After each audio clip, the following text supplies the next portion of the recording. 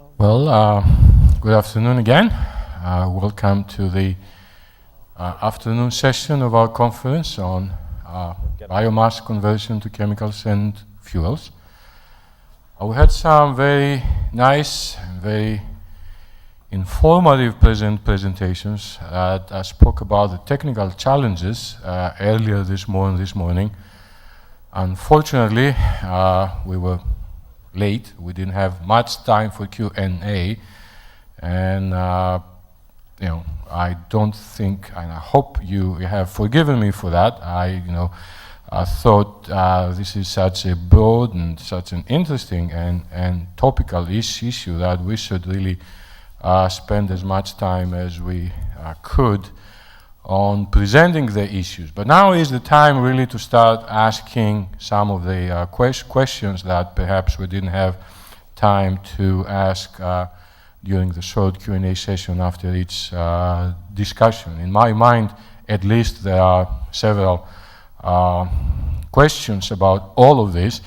And basically, if I go back to what I said and what several of yesterday's speakers actually mentioned, we need to take a look at this broad area that says biomass conversion and try to think about questions like, can we do it?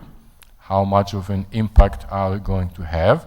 We have talked about, for example, about the 1.3 billion ton dry biomass scenario. We had some figures today that suggested that perhaps we could have even more, if we, let's say, went with something like sorghum. There wasn't much discussion today about CO2 emissions, so perhaps some of the speakers would like to address that point. But also, as we are moving towards the last session on economics, perhaps we should start assessing the affordability or the economic viability of all these processes. So I don't want to monopolize the discussion here. Let's open the floor to questions to any one of our speakers, really. Unfortunately, Bill McCutcheon had to go to another conference in Amarillo, I think, so he cannot be with us, but all 6 other speakers are here. So, questions? That's tough to do something like that. Did we answer everything? Are we all convinced that this thing is going to happen? I see at least 2 people smiling. Meaning that I don't think they have been convinced about. Okay, so just to get us started, let's maybe talk about the assumptions underlying this 1.3 billion ton of biomass endeavor. And does anybody know what these assumptions are? I just know a little bit about them. What I recall is that we shall increase the yields of all biomass by 50%. We shall collect 75% of all other biomass that is normally left on the fields and then convert it to bioenergy. And then there's some other subsidiary. We will leave only as much biomass as required by law, and then we will convert every other kind of municipal and other waste into bioenergy, and that are sort of the fundamental assumptions behind this document. And can anybody elaborate some more? I have it on my computer. Well, so do I, but some of the things that you just said are not correct about the assumptions. It does make some assumptions about continuing productivity increases in corn, I think, in current crops. It doesn't include at all municipal solid waste. It doesn't include at all animal waste. So those are significant quantities beyond the quote 1.3 billion tons. okay. But it does posit significant increases that that the authors believe are very achievable in perennial grasses like switchgrass that would be getting up to higher, doubling of yields or something like that. And they believe that since the efforts haven't been done there, but the tools are there, and they've seen similar increases in other grasses, that they can do it. Can we say 1.4 since it is 1.37? All right.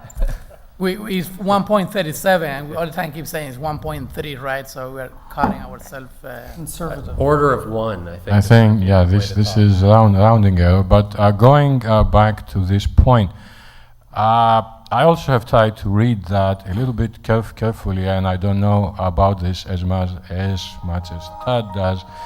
But the key assumption for me is the fact that out of this 75 million acres that they say we are going to need to collect, that 55 million was going to come from perennials. And that was over and over and over specified, and the perennials really were switchgrass, the ones that were mentioned explicitly, were switchgrass and poplar. Now, I am not an agricultural engineer, far from that, so I don't really know that. I wish we had Bill McCutcheon here, but what really strikes me is that he mentioned something like 15 to 20 tons per acre of biomass, dry biomass from sorghum. 75 million acres really is, if I take the square I put up on my slide yesterday and move it a little bit, it's going to take about 1/3 of Texas and maybe Oklahoma, maybe 80% of Oklahoma. I don't have all these numbers in my head, but it's not really that much. It's probably, if I put all the green figures that, the green counties, let's say, that he had on his slide today, 75 million acres is not something unreal, assuming, of course, that we can basically get the 15 to 20 ton yields sustainably, and that's the key. Now, another thing, though, if I go back to the DOE report, they were talking about no-till cultivation. Now, no-till cultivation, according to the definition, again, I'm not an agricultural engineer, means that after harvesting, we leave all the waste on the field. We don't basically collect that, which would mean that we would not have as much corn stover, let's say.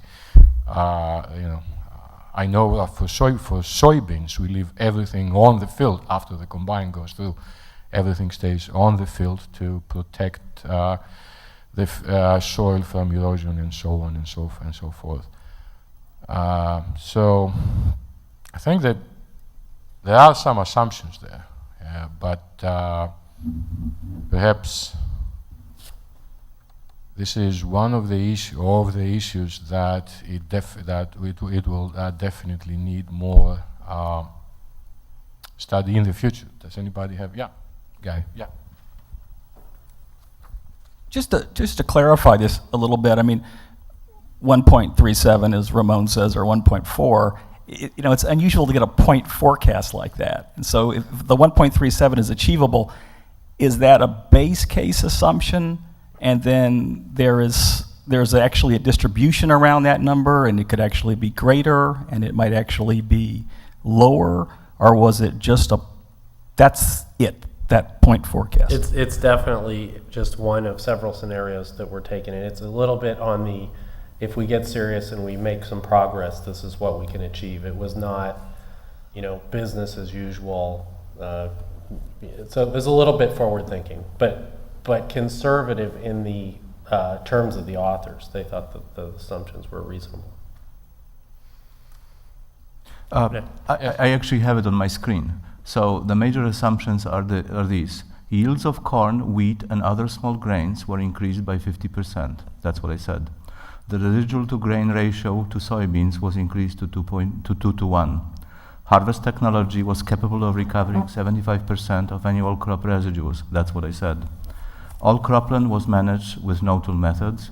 55 million acres of cropland, idle cropland, and cropland pasture were dedicated to the production of perennial bioenergy crops. All manure in excess of that which can be applied on farm for soil improvement under anticipated EPA restrictions was useful for biofuel. That's what I said.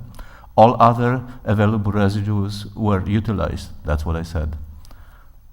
Available residues as Well, in... I think there are a couple of things on the study. As far as I know, when I read it, other available residues does not include municipal solid waste. Okay. Okay, so that's just kind of a definition. I personally think there were maybe what I consider three general important points from the billion-ton study.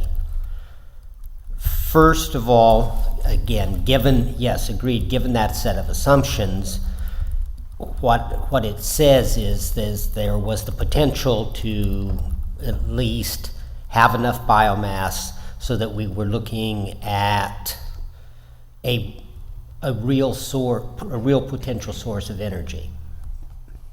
Number one. Number two, I think it was important in that study, even though we keep saying it was a DOE study, that realistically that's a joint study with USDA and DOE. And so I thought it was an important step forward that the two agencies agreed in principle to the relative magnitude of the number. I thought that was important.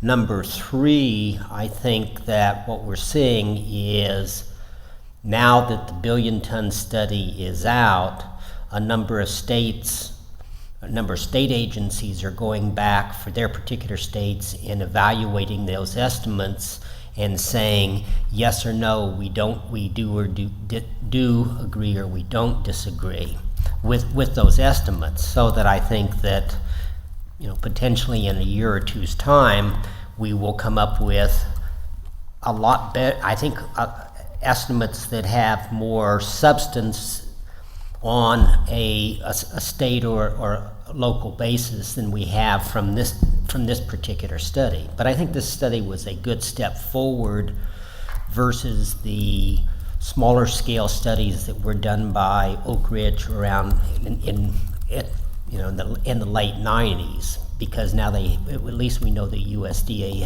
has in general agreed to the numbers.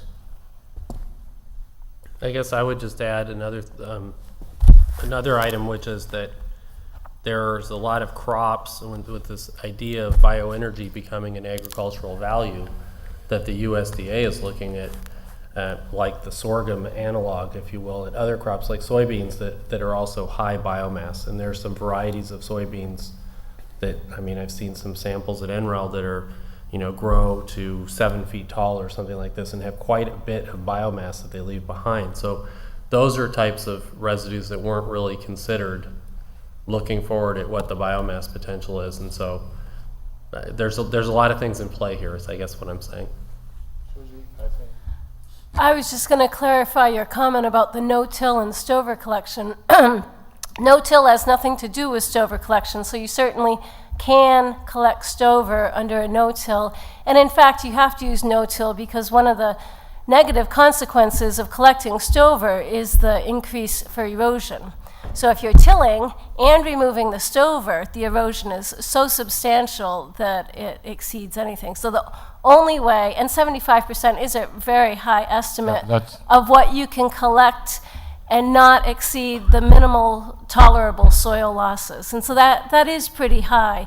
But if you have to do it under a no-till scenario, otherwise the erosion is even worse. Stover was probably a very unfortunate choice of terms for me, indicating my lack of knowledge in this area, but I did see this contradiction between this no-till versus we are going to collect 75% of all the agricultural residue. And I think that's probably one of the clearly not accurate points there. But thanks for the clarification. I had sort of a question on the same topic, because it seemed like people were calculating those numbers sort of based on land samples. In other words, people have gone out and taken the samples of the tillable land.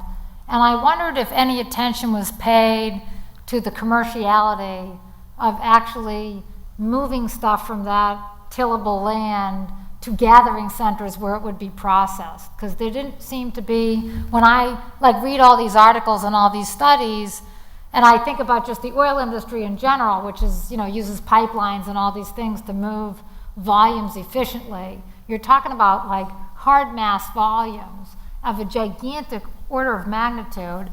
And so I don't know, has anybody looked at the actual logistics that would be entailed in moving that much volume to processing facilities? I guess incompletely. I mean, that is the whole issue with biomass. It's a low density resource, and so the scales of economy from a conversion plant standpoint, you want to go as big as you can. Right. But the cost of the feedstock goes up the further the way you have to transport it to the plant. So there's some break even where you can maximize your conversion plant efficiency and have a reasonable feedstock cost by only going so far out. Is that built into the numbers, that idea? Because, for example, not to be too oil industry oriented, but in the oil industry we have this thing called proven reserves, right? So it doesn't really reflect every barrel of oil under the ground. It really reflects what somebody could recover in a commercial way at a particular price in the market, right? And so we're not really giving you a number of how many molecules of oil there is under the ground. So I just wonder, in this biomass, when we start talking about this 1.4 billion, are we really talking about actually being able to process that 1.4 billion? Because that sort of left as sort of a question for me. That's really all a cost issue. I mean, Well, if you're putting plants at 100-mile or 50-mile or whatever radius is economic, does that mean you got to put rail spurs to all these plants? And what does that do to the shape of your cost curve? Does remote land in the middle of Kansas or somewhere, is it really economic to produce a biofuel there? Or does that land really need to be taken out of the picture because it falls off the far end of your cost curve? and that's a fair point, I think. And you don't think this was anybody's the really done infrastructure that? thing I was talking about. I mean, Okay. if you look at the three pieces, which is getting the feedstock to the plant, the conversion itself, and then distribution of ethanol. I mean, the conversion research is going on and progressing. There's a lot of people active there.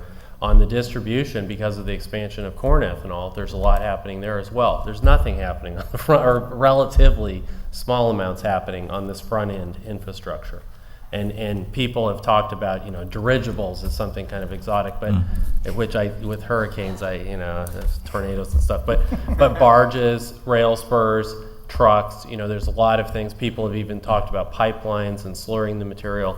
I think there's a lot of shaking out that's going to go on before we figure out what the best way to do this is. And what I would say is, even with the several hundred million tons that we have today that I think are like a proven reserve or something like this, I might call the 1.4 as a potential sustainable yields or something like that, that there's plenty of material to work on to figure out these systems. I mean, before we get to the point of planning out the entire country for biomass. And from the point of view of sort of policy, I would like to say that biomass perhaps is a very good example, such as solar cells or wind turbines, of local energy, locally generated, locally consumed energy. It will have to evolve to a different model of our society. And again, since I'm going to come hard on biomass in about half an hour, I want to point out that there is nothing wrong if a farmer produces biofuel, which then farmer uses in his own tractor and for his own driving, and then local infrastructure. I see many things wrong transporting biomass 50 miles or 100 miles or alcohol by truck 500 miles, because it's just not very good. It's not a solution that can be sustained for a long time. So probably we'll have to change the model of our society quite considerably and change ways we think about energy supply. So. Can I ask another technical question that I know you all kind of covered in your presentations, but it was presented in a disjointed way? And from my perspective as the summary person, it'd be interesting to have somebody explain it to me in a non-technical way, which is we've talked about, it would be interesting to have the conference report look at the pros and cons of butanol versus ethanol versus, say, methanol, right? Can somebody just go over with me? I mean, I gather that butanol is easier to transport in existing infrastructure, or a butanol mix is more, but can somebody just sort of explain to me, is it just a production option? In other words, I'm doing the same stuff, and instead of doing X, I do Y, and I come out with butanol, or is it a really completely different process? And then what's the properties exactly that make one easier to, I mean, I guess just because it doesn't carry the water, is that the only? Yeah, the water solubility is lower, so I can Okay. blend it at the refinery. Yeah, but I think. Well, what's the difference like in the processing process? I mean, potentially you're going to have, I mean, you need to break down the cellulosic material, and that will be the same. You get down to the sugars, then you're going to have fermentation as well.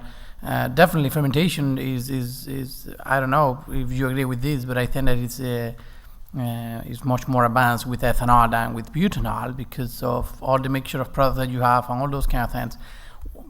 But one thing I want to point out is I'm not in any camp. I do metabolic engineering, so the more molecules that come in my way, the better. The more things I will need to do, and if they have not been developed, even better. So because they can work more. But it's sometimes people exaggerate certain things. This is a 4-carbon molecule, right? Yeah, the boiling point is higher, so low volatility, fine. If you're going to do distillation, you're going to spend more energy doing it, right? It's a bigger molecule. Number 2, in terms of feedstock, you will put, I did the number the other day, the energy content is 30% higher than ethanol in carbon basis, well, not in carbon basis, mole and grams and so on. But you need to put more sugar in it because it's a 4-carbon molecule, right? Those two balance out. It's 20% one and the other one is 30. So the advantage of having higher energy content, the net thing is that yes, you have higher energy content, but because you have a 4-carbon molecule, meaning that in each molecule you're putting twice the sugar, right, compared to ethanol. And the other advantages are, I guess I don't have anything to say about the other ones. Definitely is the solubility and all those things. Again, maybe other people can comment on it, but my feeling is that ethanol, in terms of having an organism that produces ethanol, people have been coming out with these yeast that actually is engineered now for producing ethanol from silos in Netherlands last year and this year, and it's really good. It's really good, and it's very promising because that's the one that most people would like to use because it produces a lot yeast. It produces a lot of ethanol and so on. So I think that ethanol is more advanced in terms of having an organism that produces just that product and somehow optimized or in a better way. But Well, I guess what I'd say is, again, I think for us to make any definitive statements about ethanol versus butanol based upon what we've talked about is pretty risky. I mean, I think there's a lot more to it than that. And I think you have to look at the full range of what feedstock, what application. Do you want it as a blending fuel or neat fuel? There's a whole host of issues. And so to me, to come out and say we favor one versus the other, I think would be pretty hard to do without a lot more in-depth discussion. Yeah, I mean, this is absolutely correct. But on the other hand, if, as Ramona's point was pointing out, if we do have a limited amount, and I do believe that we have a limited amount of biomass, now whether it's 1.3, 1.37, or half a billion tons, or 5 billion tons, that remains to be seen. But we do have a finite amount, and if we're going to convert it to a 4-carbon, let's say, alcohol, this thing better have twice the amount of the energy content of ethanol, or 4 times the energy content of methanol, in order really to get the most energy out of it. And continuing, Ramon's thinking, methanol has just 1 carbon atom, has more than half the energy content of ethanol. So would that be the better one in terms of energy content, in terms of getting the most bang in terms of energy for our buck per billion ton or per million ton of dry biomass. I don't know if it matters, because if you look at the energetics in going from cellulose and hemicellulose to sugars to ethanol or butanol or whatever, essentially all of the energy of the raw materials, the cellulose and hemicellulose, ends up in those products. No, but it's the size of the feedstock. So if we are under the assumption that we are limited in feedstock, No, but I'm saying with a given amount of feedstock, the same amount of energy will end up in the products, whether they make methanol, ethanol, or butanol. you know, the point I make is that exactly that. Yeah. So people would argue that, you know, butanol is better. I'm not trying to make, I'm just trying to clarify certain points so that we see that both of them have a chance, kind of. Yeah, in terms of energy density, they're different. If we So look at you're gonna, methanol has half the energy density of ethanol, which has less energy density than butanol. And that matters from the point of view of transporting or? Driving, Yeah. yes. Yeah. How much Ran. does your gallon If I'm of only go? getting, half the energy with methanol, I'm spending money hauling around weight that doesn't have energy in it. And also you have to refill more often, and people hate refilling. Yeah, but that's, I guess at that point is the one I was wanted to make sure that we are on the same page. If we go down to the tank, then we need to go back to the feedstock, because then it will be a no ending discussion, because again, it's 4 carbon molecules. You're going to, you know, more energy, you will need to refill the tank less and frequently and all that. But when you do, I guess that trying to make the same point maybe that Charlie was trying to make. So, I mean, the things balance out at some point. So it's not easy to make a clear choice and say this is advantageous, although it appears to be for a person that is filling the tank and not filling it again. But if we're concerned about the feedstock, it's limited. So we are ending up in the same amount of feedstock for 300 miles instead of the gas. Not the, Again, I So we need to complete a well-to-wheel analysis of the life cycle energy balance around butanol. It's been done extensively around ethanol, probably just as extensively on methanol. That's a big piece of it. Feedstock efficiency is a piece as well. Conversion efficiency plugs into that, but it's not the whole piece of it. just probably as you said, it is not a just one molecule thing. It might be something else. It's just we keep our eyes open and Yeah. I think the other dimension there too is, for example, if you're looking at making a blending component, then I think there's some obvious attributes for butanol, because you have the lower vapor pressure, better water compatibility, higher energy content. If you're looking at it as a neat fuel, so virtually 100% fuel, I'm not sure butanol, I mean, people complain about the low volatility of ethanol, and certainly butanol doesn't have a better volatility, so the cold starts are going to be a bigger issue. So, you know, again, that's why I think it's pretty complicated to get at this, because, you know, as a neat fuel, I would think ethanol would be preferred over butanol. As a blending fuel, butanol is probably preferred over ethanol.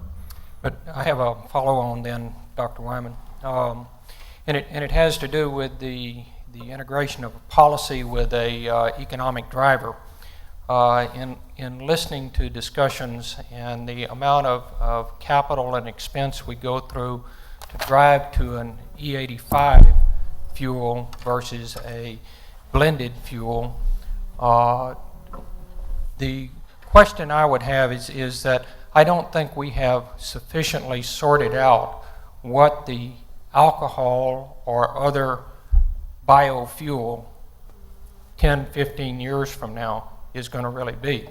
But if we drive to an E85 ethanol, that what we have done is forced a lot of capital change in the vehicles to be able to utilize that, as well as the infrastructure. And from a policy standpoint, I would question, do we put our money today driving it that way to a all alcohol virtual fuel, or do we go with a blended fuel until a point in time we know how the economics shake out? And the only thing that would shake that premise up to me is that it proved out that ethanol was sufficiently more economic than the petroleum blend stock that you would be using. So if anybody'd like to respond to that, I'd like to listen. Well, I guess there are a couple things. One is I would say the cost of modifications to engines to run FFV is pretty modest. You know, you could argue about the infrastructure changes, but you don't have to make that instantly. Part of the problem is, I think somebody was pointing out the other day, the average life of a car is something like 10 or 15 years. And so if you don't have the compatibility with fuels, then alcohol fuels, then even if you introduce it at a service station, nobody can use it. I think in terms of use as a neat fuel again, I mean, I think sometimes as a country we have the mentality we're sitting around waiting for a miracle to happen, that something's going to come out of the woodwork that we haven't thought of before. And when it comes, we'll jump on it and commercialize it. And hydrogen sometimes I think fits in that category.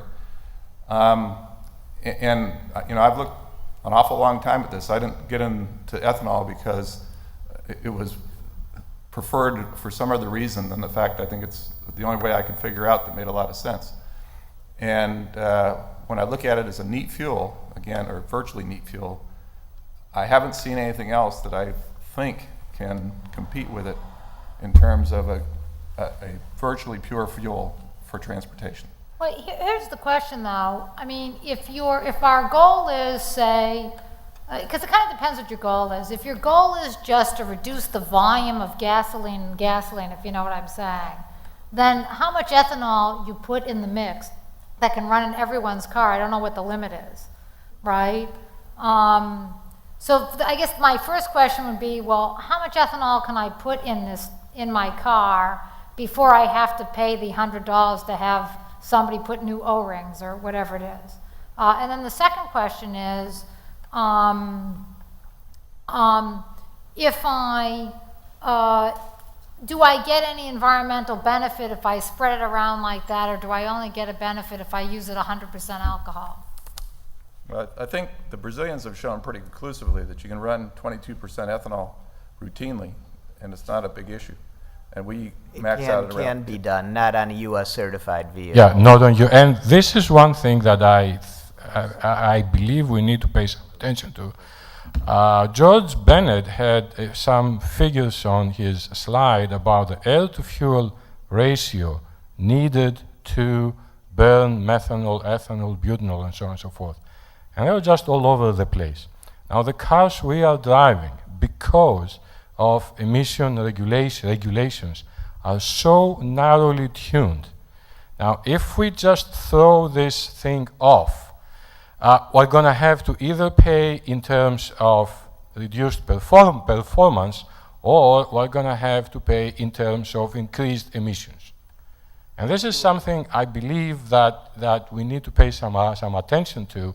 And a couple of speakers, I think, yesterday alluded to that. How do you tune this optimally? And it is also, it's both the compression ratio that is going to affect performance, but also the air-to-fuel ratio. I mean, back in the old days, we had a choke, so we could basically manipulate that ourselves. Now, these days are gone. A three-way catalyst will not work unless we operate within a very, very, very narrow limit of air-to-fuel ratio. It has to flip back and forth. My feeling is that we are playing. You know, I don't think I mean, I have to go back and check this, because, frankly, I didn't think about this until yesterday, until this issue was raised. But something like this is going to play havoc with the emission control system of a U.S. certified car. Well, I think when you look at FFVs, they have inline sensors to adjust the air-fuel ratio. That's what they're all about. That's what they do. And on top of that, we all have oxygen sensors in our exhaust of our car that further adjust the air-fuel ratio to make sure the right amount of oxygen is coming out in the exhaust, and that's for the catalyst reasons. In fact, if you look Compression ratio. If you look at the Consumer Reports test on the Chevy Tahoe, that was actually perfectly done test, which shows you that the onboard computer worked perfectly in that Chevy Tahoe, and that you get exactly the theoretical predicted mileage by calculating the calorific value of the fuel. And so I'll send you a plot. Oh, so I know this, but what I was referring to is not something that is tuned for E85 or No. pure gas. No, but with an oxygen sensor and I guess some chemical sensors then, because they would have to sense the amount of alcohol as well.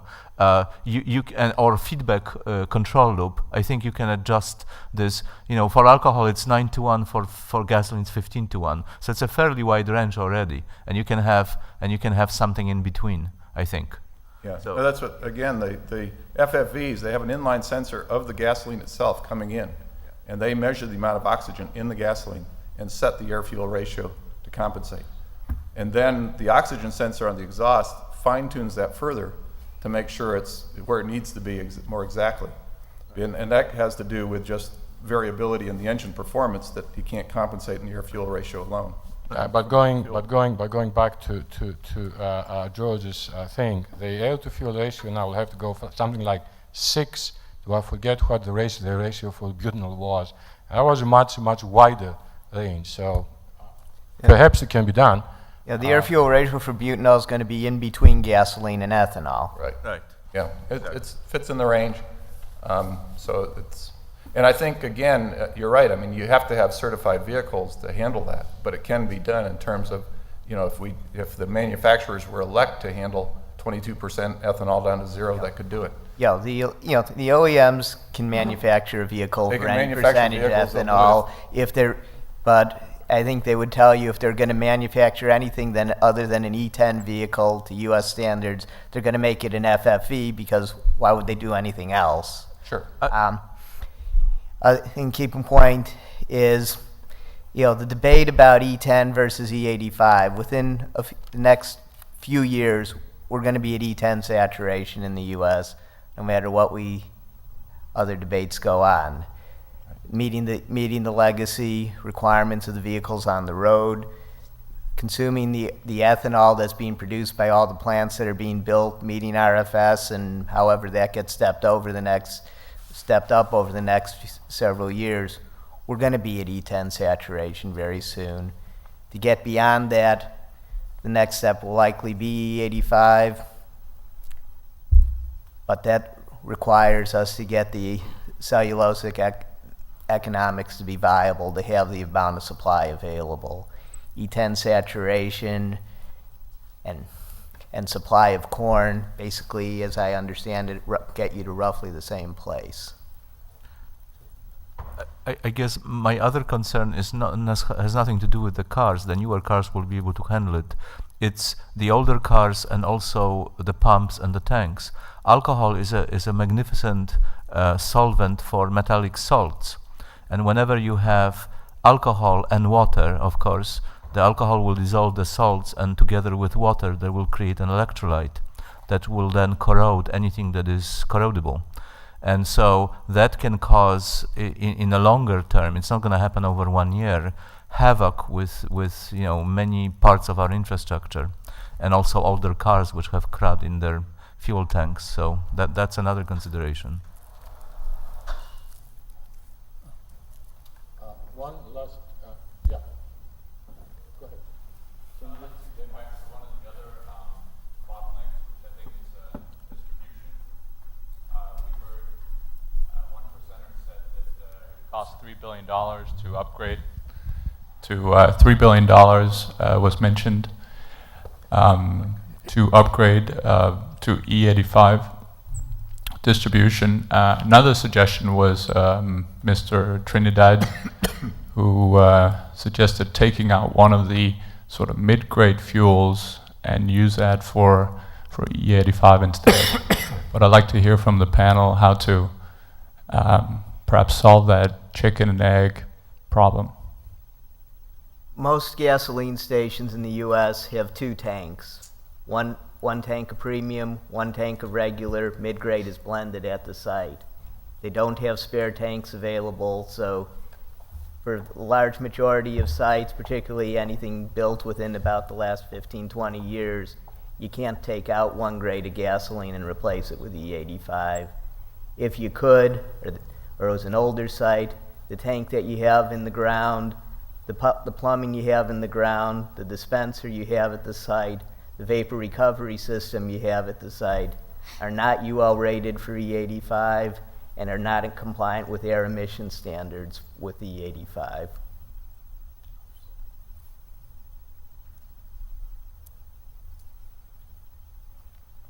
One last question I had is trying to look at the thermochemical option. We had only one talk today about the thermochemical option, and most of the other talks really dealt with the biochemical and the sugar platform.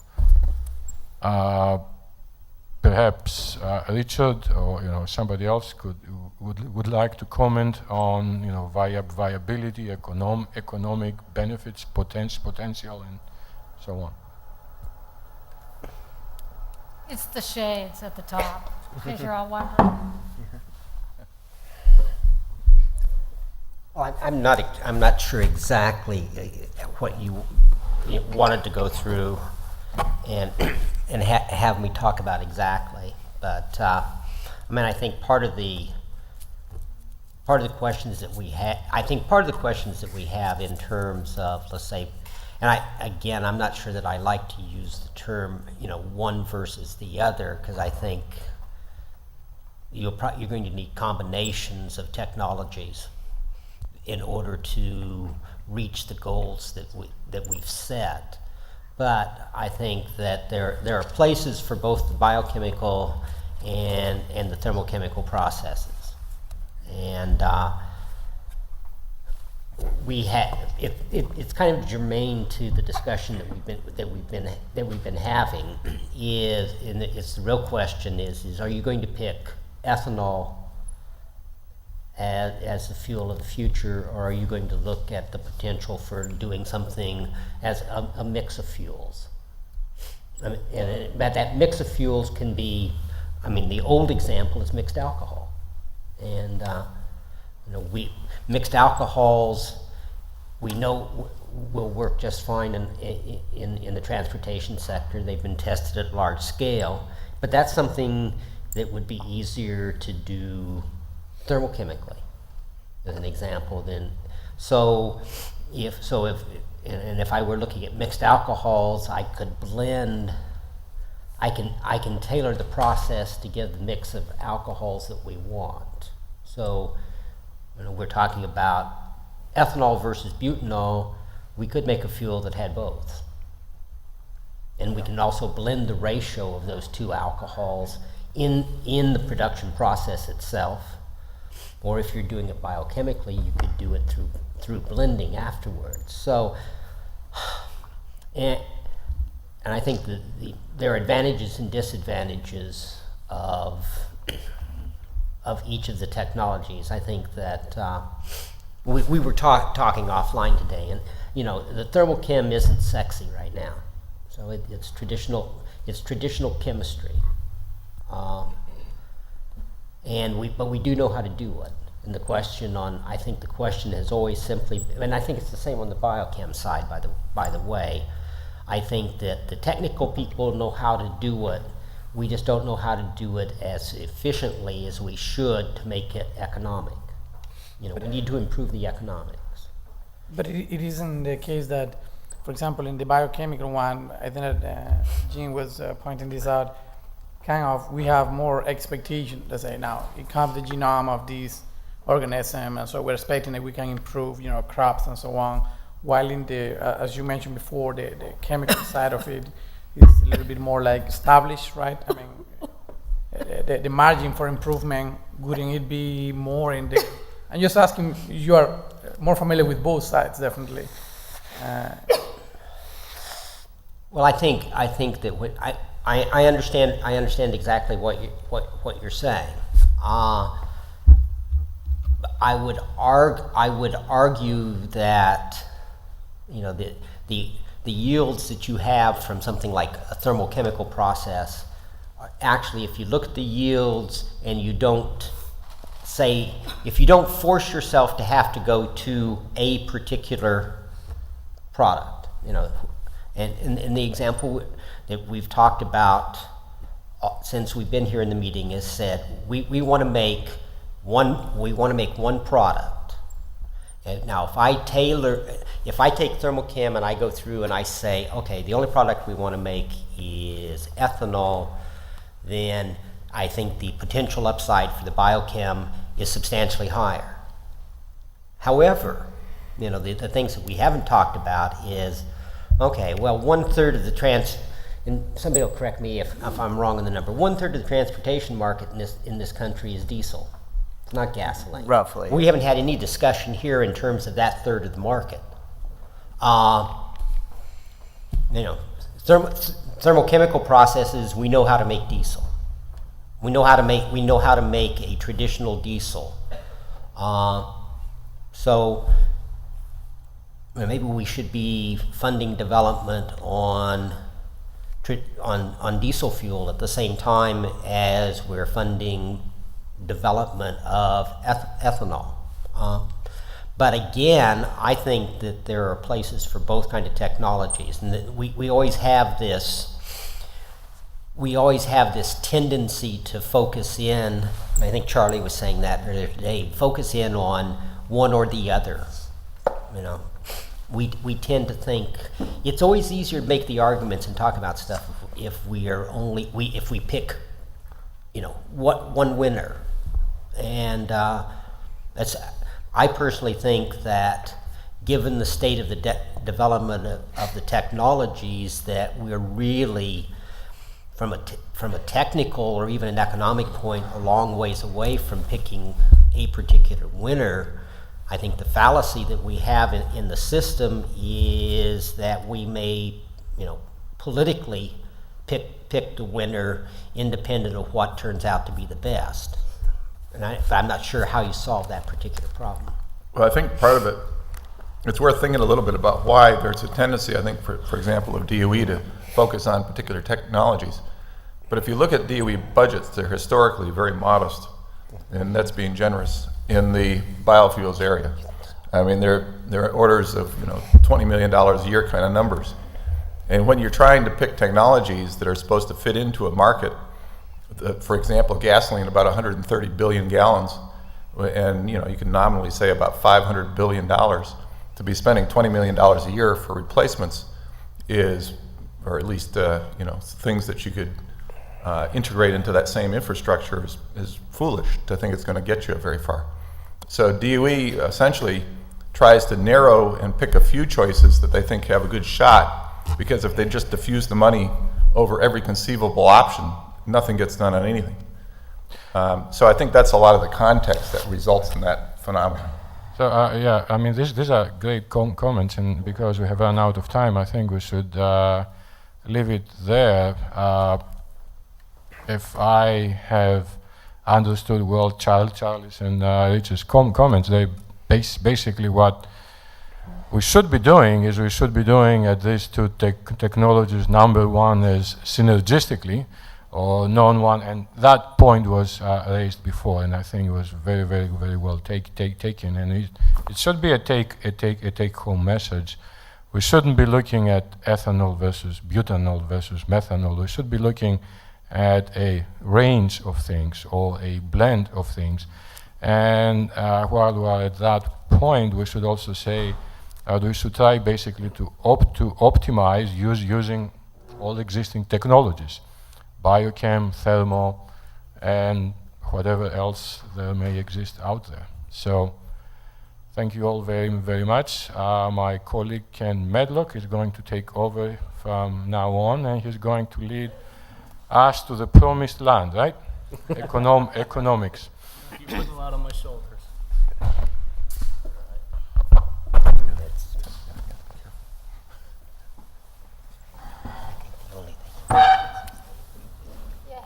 Yeah, that's what the three chairs. Is it three of you?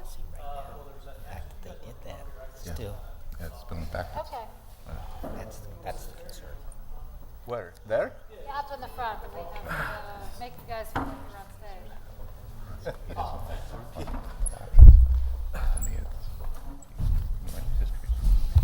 Okay.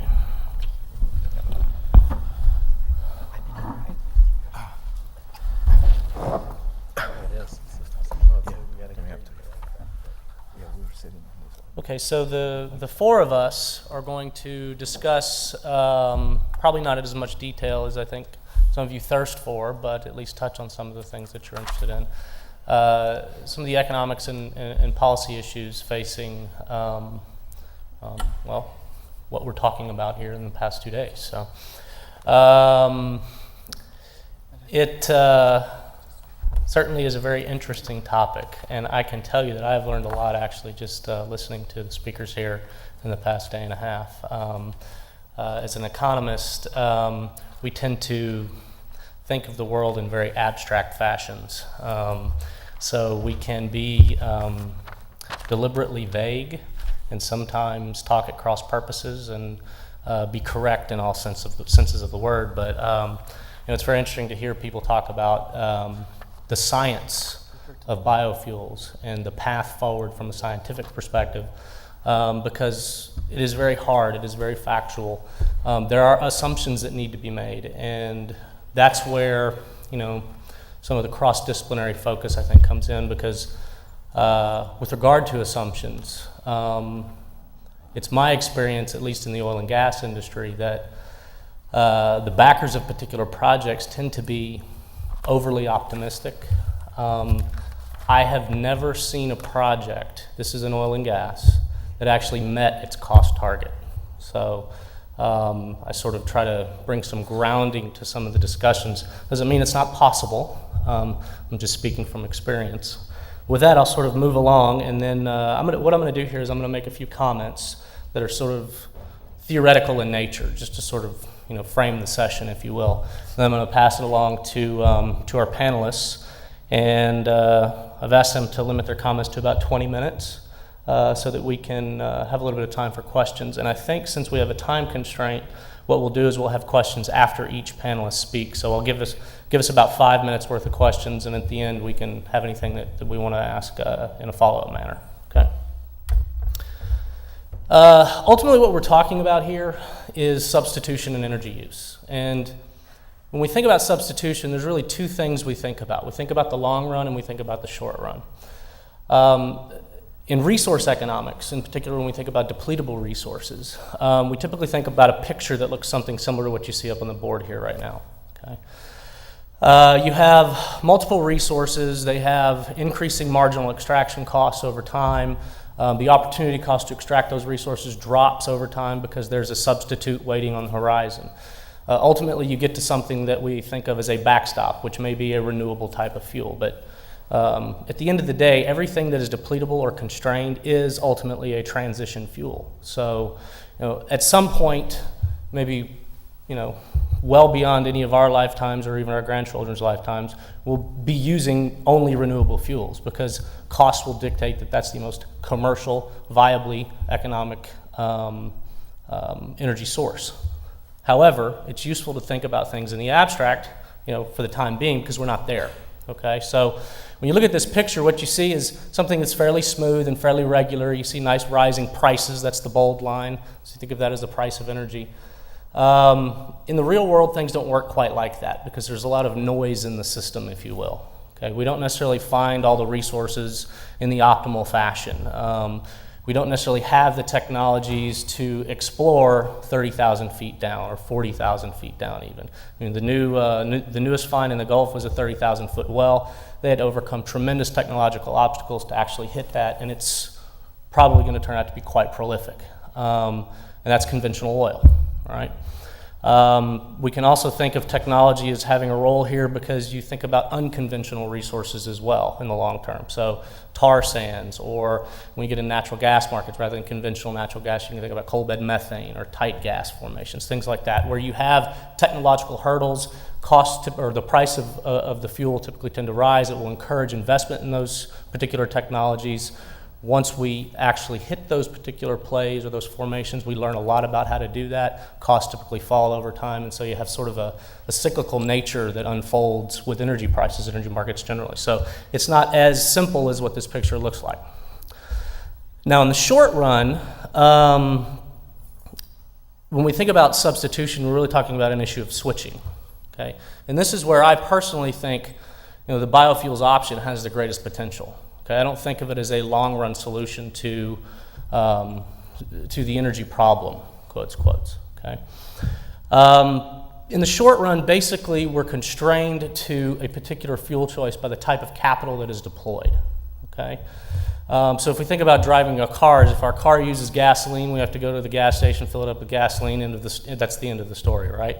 If we have the option to use, if we have the option, say, a flexible vehicle, we could actually use something like E85. We could think of, a multitude of options. We don't have to focus just on biofuels. We can think about plug-in hybrids, for example. There's lots of things that sort of come into the mix here. The point in the short run that capital flexibility gives you, it gives you a real option, okay? Now the trouble with actually encouraging investment in that particular real option is that the value of the option doesn't necessarily accrue to any particular firm or single entity, okay? It accrues to the aggregate, which really makes it sort of a problem of the commons, if you will, okay? And that argues for some sort of policy intervention, ultimately.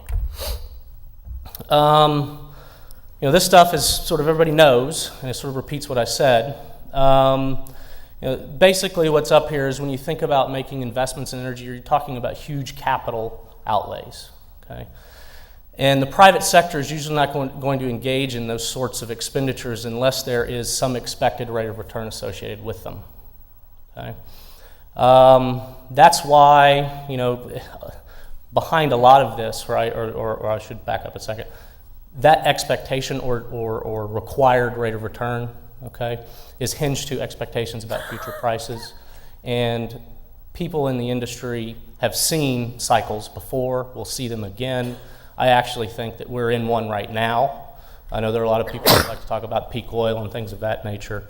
But I think something that we've seen in the past is that when prices tend to rise, you tend to overcome the cost hurdles that are in your face, okay?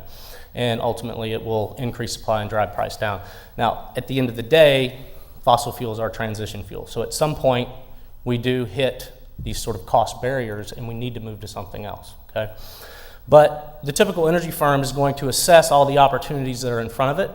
It's going to have some expectations about prices in the future, and it's going to make a decision to invest based on merit order in those opportunities that give them the greatest rate of return, okay? So when we think about the way an energy firm or energy investments more generally are made, we have to sort of put our heads around that particular action or plan of action. So we have to think about merit order is really the point, okay? And I think some of the panelists today are going to be talking about is something that's very much related to merit order. Where do biofuels stack up in relation to conventional fuels? Okay, and I think that's some of the stuff that people are interested in more generally just at the conference, okay? Now, the option value, I mentioned that a minute ago, since that is something that sort of accrues to the aggregate, right? When we think about energy security, we're not really talking about me or you or, necessarily, directly talking about what you pay at the pump, although it does influence that. But we're talking about the aggregate health of the U.S. economy, the aggregate health of the U.S. consumer, okay? Any one individual, right, can contribute to reducing his or her fuel consumption, right, and contribute to the goal of energy security. But what typically happens is if everybody in this room, if everybody in this country cut their fuel consumption by half, it would drive down the price of crude oil. It would also drive down the price of gasoline. What do you think would happen the next day at the pump? At least half of those people would go and fill up their cars and resume their day-to-day activities just like nothing had ever happened, okay? So that's an example of the free rider problem in economics, right? So it is a problem of the commons when we think about it that way. So there is a role for policy. That's really the point here. Now, what's going on in the U.S.? Well, this is a data source from the EIA, 1850 to 2000. You can sort of see in this diagram some of the things I'm talking about: transition fuels, cost, implementation of new technologies, and associated with those new technologies, of course, or maybe even driving them, are phases of economic development, if you will. Okay, so you can see up here, industrialization sort of saw an enormous increase in the use of coal. Along with that was all sorts of new technological innovations in combustion of coal. Invention of the automobile saw, right on its heels, rapid growth in the demand for petroleum products.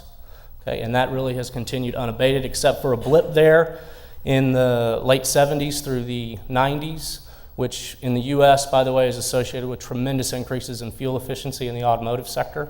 And a lot of that was driven by policy on the heels of the oil price shock we saw in the 70s.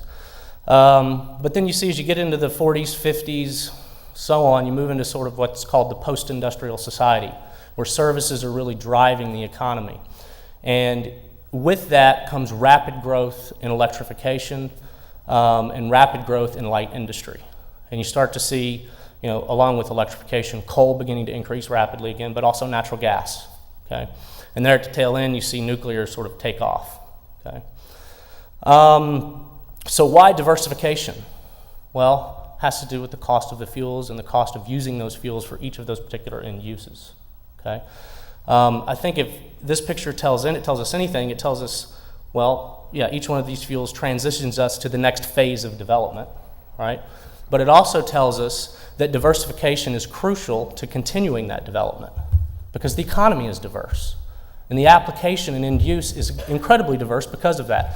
And it opens up all types of avenues because costs tend to rise as we start to see use of each one of these fuels grow for other fuels to come in and take some place. Okay? So just to wrap up and pass this along to the rest of the panel members, there are a couple of forces behind change, really. There's the influence of economics, right? Which is not so cut and dry, really, because politics tends to muddle the issue. But if we think about it just from a commercial standpoint, there are a lot of things that might have never happened, okay, that we use every day, right?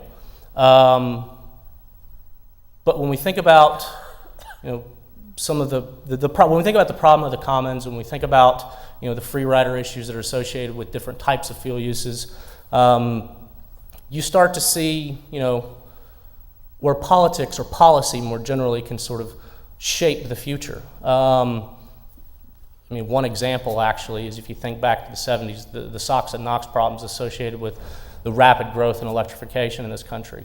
Well, a lot of that was associated with coal use. Well, there was a lot of innovation that occurred on the heels of recognition of the problem, right, that allowed coal use to continue, but also facilitated growth in natural gas demand in the power generation sector.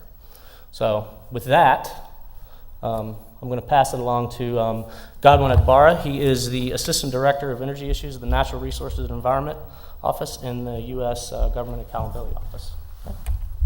Thanks, good afternoon.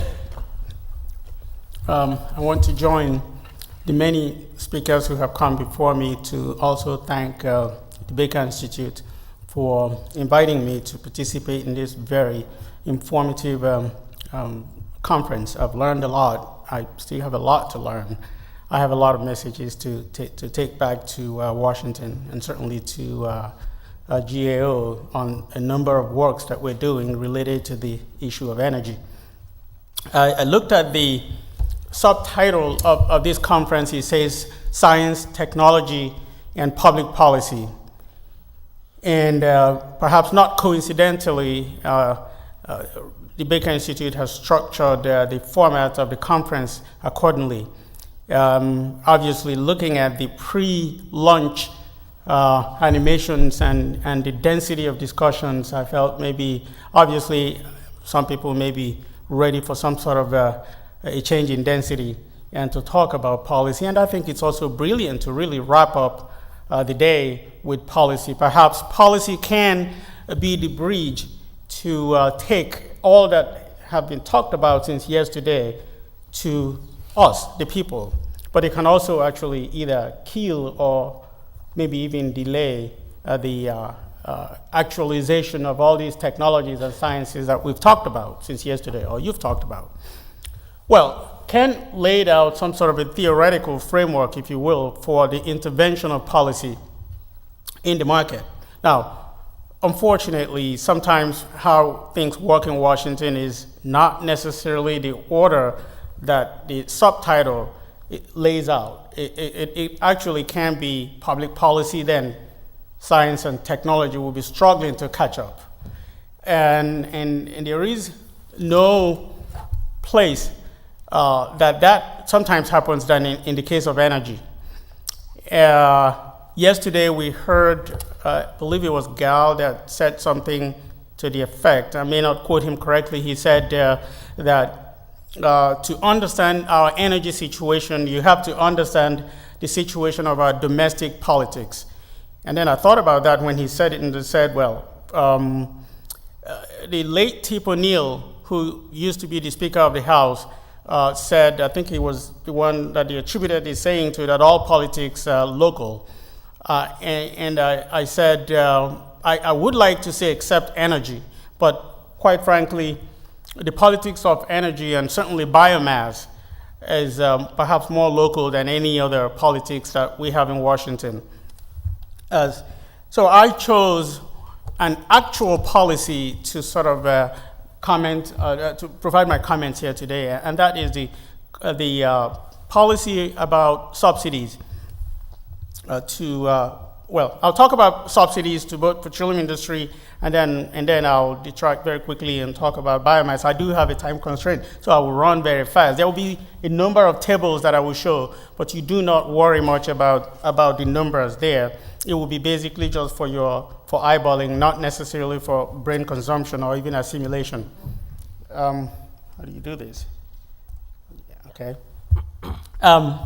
But my comments will be based mostly on work that GAO has done or is doing currently. I do see some faces here that I have met in the course of the work that we're doing and that have provided some information. So that really obviously, and I've been listening to things that they're saying, that gives me some comfort that there's no inconsistency between what we're being told and what they're saying.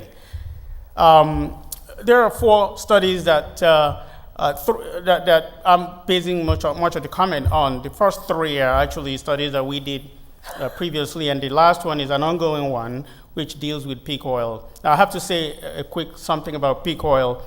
You might ask the question, what is peak oil doing in a biomass conference? Well, we've been asked to look at peak oil. When would it peak? What are the consequences? What would be the mitigation, and what is the federal role? Now, it's the mitigation and the federal role that would concern the talk that I have here. Fortunately, I don't have to waste your time much on that, because the mitigation has a lot to do with what are the substitute technologies that would actually mitigate the transition, and how would the government either catalyze or help to bring it about. And that's sort of the last part of my slides, and I will just run through that because they've been covered by people who much more qualified than my colleagues and I are at GAO. Now, a little bit of an overview. The federal government gets involved in energy markets in a number of ways. There is, of course, the environmental regulations and mandates, the issue of boutique fuels. You have market oversight. The FTC and the Justice Department would conduct studies about antitrust, and actually we do studies about antitrust when Congress feels that it would rather trust us to look at those issues than even the FTC. I do get involved in those. May still be doing another one soon. The federal government is a big energy consumer. I don't have the numbers, but the federal government consumes a lot of energy directly as an entity. The federal government, of course, collects revenues by way of taxes and royalties on oil and gas, and there's direct spending, through appropriations. Yesterday, I believe Assistant Secretary Karsner mentioned something about $40 billion currently being spent on clean fuels, and he said something like 0.3% of that would be government funding. It's not a lot of money, but that's just, of course, for clean fuels. The federal government also funds directly other energy programs. And there's, of course, subsidies, which will be more the subject of my talk. You can refer to subsidies, and sometimes they are referred to as tax credits, tax expenditures, tax incentives, or tax preferences. Some key facts here. Back in, well, actually it was last year, we were asked to just take a look at an inventory of energy programs that the government is involved in, the federal government that is, what are we doing, how much are we spending, who is involved, and what are we getting from them. It's a very thick report. What I did was to extract a few facts that I thought might be of interest to you. We identified about 150 energy-related program activities. That was based on the FY 2003. And then there were about 18 different federal agencies involved, from DOE, of course, to HHS. And there was about a minimum of 10 billion in estimated budget authority for energy-related programs, and about 4.4 billion outlay in tax incentives or subsidies. And then there was, of course, the revenue, mostly collected from gasoline taxes, about $34.6 billion, and about 10.1 billion revenue collection from mostly royalties on oil and gas. Now, petroleum and ethanol incentives, which is really a form of policy intervention that the government holds very dearly, and we get involved. We get called to look at periodically, and we get called to look at it periodically for one reason or the other. The federal government has granted over the years tax incentives or direct subsidies, however you may call it, to the petroleum industry for a very long time. If you look at the tax incentive to the petroleum industry, we'll go way back to the early 20th century. Now, the tables that I will show would not go that far, and I'll tell you why in a minute. Ethanol tax incentives is much more recent. It started actually with the Energy Tax Act of 1978. Tax incentives generally, of course, do decrease revenues accruing to the federal treasury, and I will show you tables 1 through 8 revenue estimates, which is the way we sort of calculate the effect of tax incentives. How much revenue loss is sustained by granting tax incentives to energy. Now, the data will not include the Energy Policy Act of 2005. This is perhaps the only table that is really worth looking at more closely, if you will. This is sort of like a summary, not necessarily vertically, but horizontally. The first 1, 2, 3, 4, about 5 or 6 categories there will be the categories of oil and gas programs attracting tax incentives. We sum them from 68 to 2005 for each, or whatever the first year that. I should make a point about why we don't start from, say, like 1912 or something. We don't start from there because in compiling the data, we compile data from the database that to when the Joint Committee on Taxation and Treasury started collecting data. I'm not reporting JCT, that's the Joint Committee on Taxation data here. I'm reporting basically Treasury data. And so a question that is often asked us, particularly by the media when they call me up to ask about tax incentives between the two, between petroleum industry and perhaps alternatives. On the other hand, they say, why don't you provide it in a way that we can compare them correctly? And we often tell them that is for you to do. We cannot compare the two directly. Now, people often do that. They would actually go ahead and add them vertically. Before I came to this conference, I had an interview with Consumer Science Magazine, Consumer Report Magazine. They called me up, set up an interview to talk about these numbers, and they kept arguing with me that I should present it in a way that would show the American people that they've given a lot of money to the petroleum industry over the years and not much to biomass or ethanol. And he probably might go ahead and do that because it's still coming in their forthcoming issue. I don't know what he will put in there. So you look at that, obviously, in terms of magnitude, you'll see obviously that the oil and gas industry has more money given to it by way of tax incentives compared to the ethanol industry. And both industries use these numbers to lobby Congress. Now, the following tables, these are the ones I'm going to just run very fast. There's no need to really look at the individual data points, but these are the categories, as I said, of the respective industries that attracted tax incentives. What I sort of thought you might want to see would be the trends, if you will. Usually at the earlier years, and again, I didn't start from the very early years of the petroleum industry. If you see the earlier years, it will really start fairly low, and then it gradually increases, and then towards the end, it will begin to decrease. And in some cases, okay, let me just go back to, what did I do here? Okay, I'll make that point with another table. Okay, if you look at the, and by the way, we presented this adjusted and non-adjusted for people who would like to see the nominal values. And typically, people who want to make political points want us to present nominal values. And of course, our economic group would refuse that you present nominal values when you're talking about data over time. And so I'm presenting both. Say, for example, if you look at this, which has to do with an alternative non-conventional fuel production credit, you would see that in recent years, the revenue loss attributable to this has increased.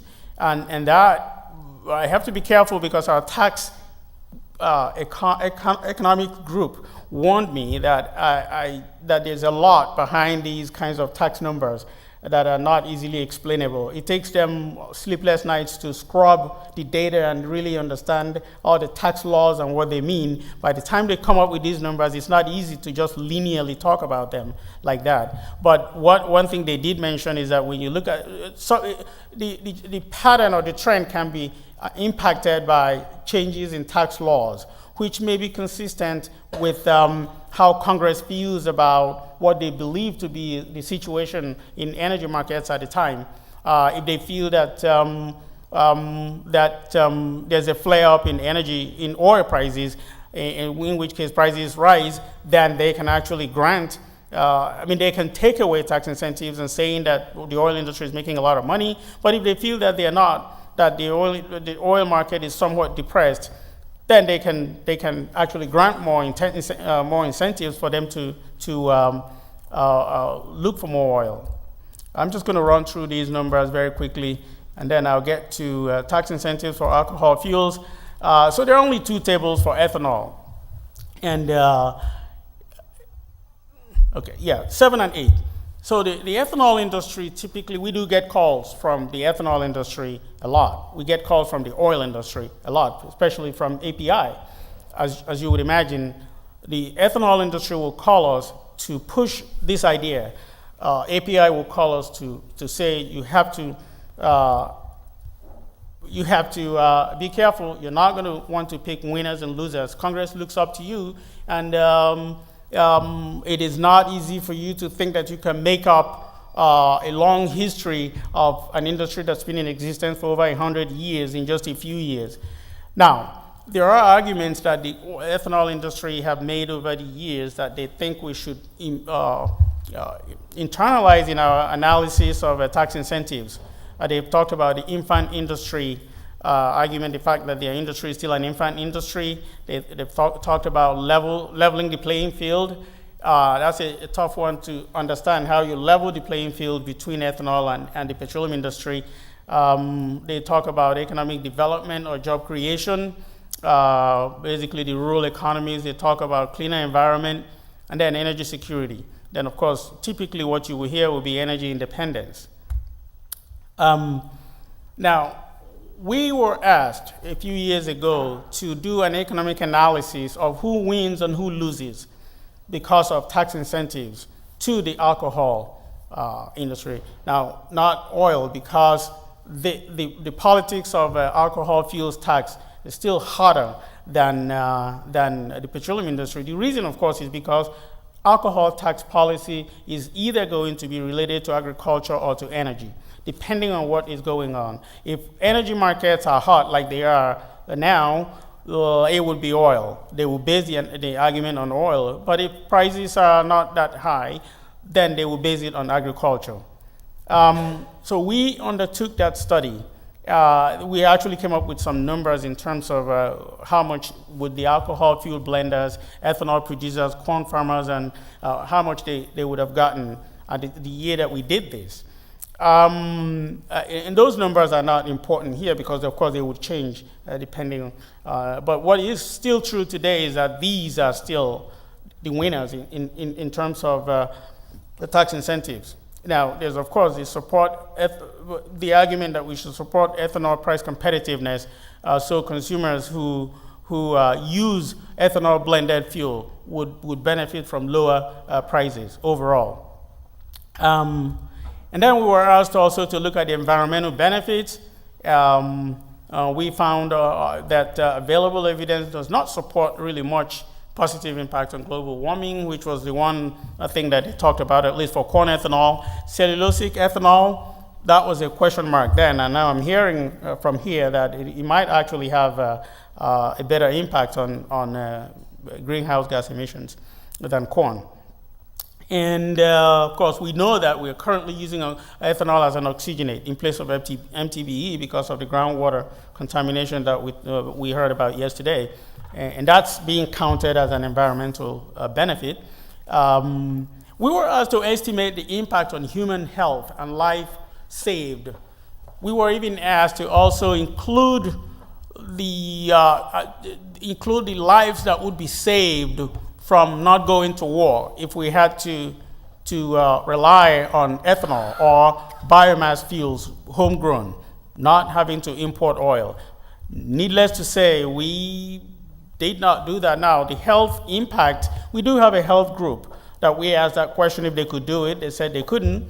We have an international affairs and trade group that we asked if they could estimate the impact of human life saved by not going to war. They wouldn't touch that. Impact on energy security. The word that was used and it was negotiated, we couldn't win, was energy independence, that we should determine at what point we will become energy independent if we were to do something to switch massively to ethanol. Well, I think that was such a simple, I don't know, there was no need to really model that one other than to just give some very quick, simple numbers. I've sort of updated the number to 3% here, the current production from ethanol to 3%. At the time this was done, I think it was around 1% or something. And then they talked about how much oil import displacement we were achieving. We did give that, but we also told them that oil import ratio was high and will actually continue to be high. And we actually did a separate study that we called Vulnerability to Oil Supply Disruptions, where we showed that we did some scenarios showing that if you wanted to actually achieve a state of autarky, if you wanted to just really isolate ourselves by imposing a certain policy that would prevent the importation of oil, we had some price scenarios that might achieve that. Now, needless to say, the computer almost blew up, in terms of the numbers that we were getting. So the point there being that you really shouldn't be thinking about that as you couldn't really achieve energy independence, whatever that means, from just ethanol or biomass, at least for any conceivable amount of time. Godwin, I'll get you to about 2 minutes. Okay, good. I'll be back. And of course, the impact on energy, on government revenue, of course, going back to table 8, was that it was a net loss to government.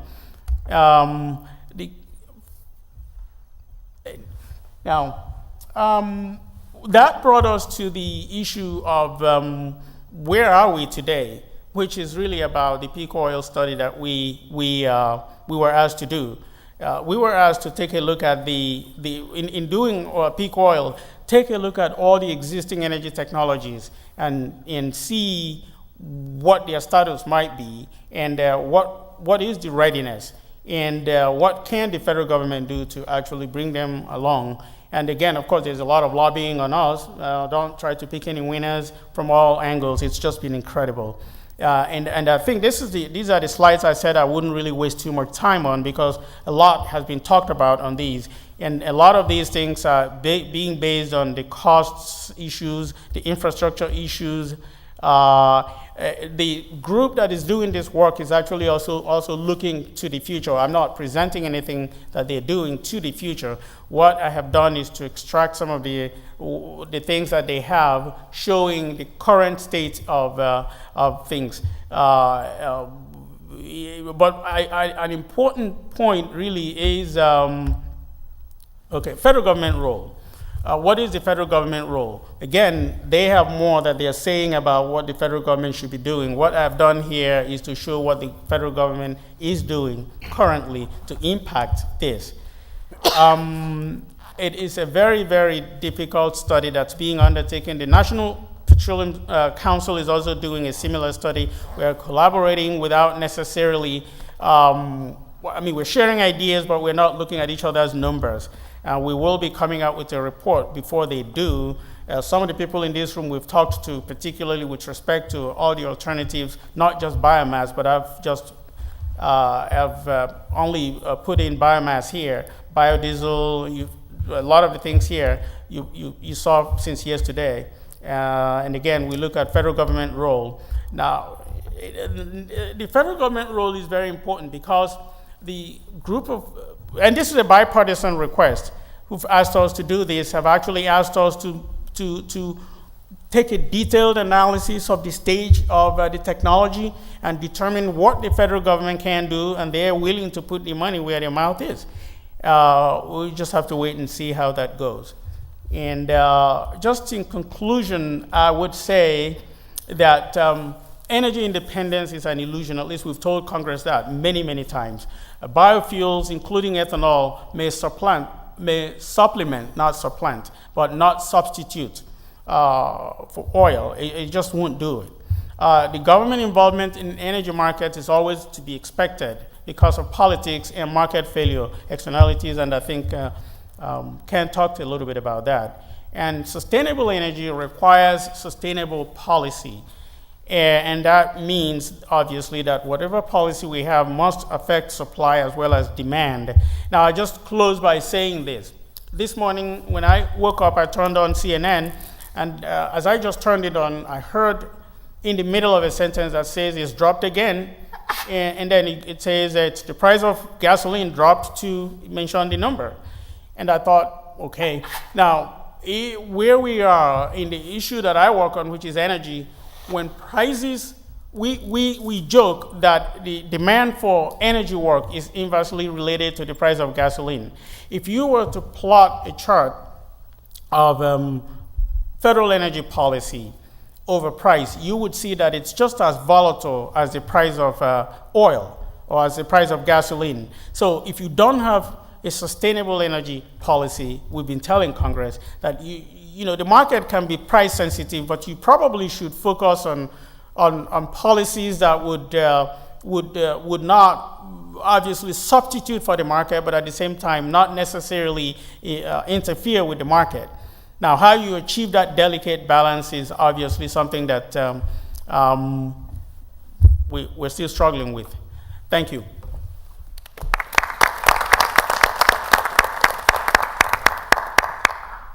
I'd like to invite some questions for Godwin. He actually has a flight to catch, so if there are any questions, we can go ahead and entertain those right now. Yeah.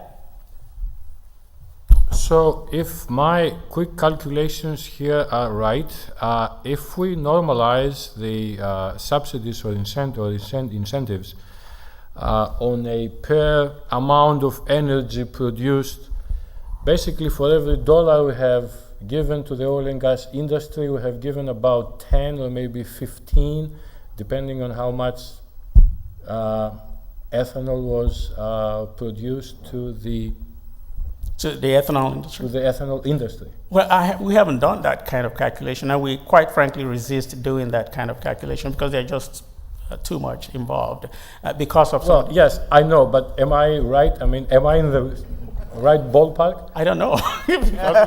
we haven't done it. You've done the calculation. Yeah, you've done the calculation. I've done the calculation. Yeah. Well, I just want to make sure that I, haven't completely lost my mind because I had lapses before. We'll check the math on that, Godwin. I was just Your gonna say- numbers and send you the play out to see you think we did it right. That would be great. We will reference it. Just blame it on us, right? Yeah. Just out of curiosity, from a method standpoint, when you talk about the amount of subsidies, that's the amount of tax loss in the provisions. Is it net of taxes paid through excise taxes and through royalties? Yeah, well, that would be the amount of taxes that would have been collected by the government had there not been tax incentives or subsidies. Yeah. One more question? We have it? Just make sure that, yeah, sorry.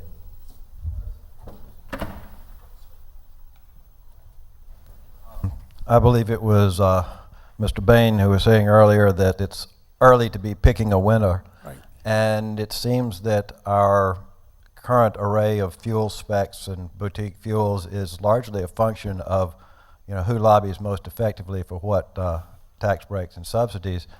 I wonder, what does that imply for our ability to create this kind of open competition of the best fuels to solve the energy problem? Well, there's no question that there's a lot of lobbying on energy in Washington. When we talk about boutique fuels, we think in terms of the oxygenates that are used to achieve environmental objectives, including the type of stricter regs in California.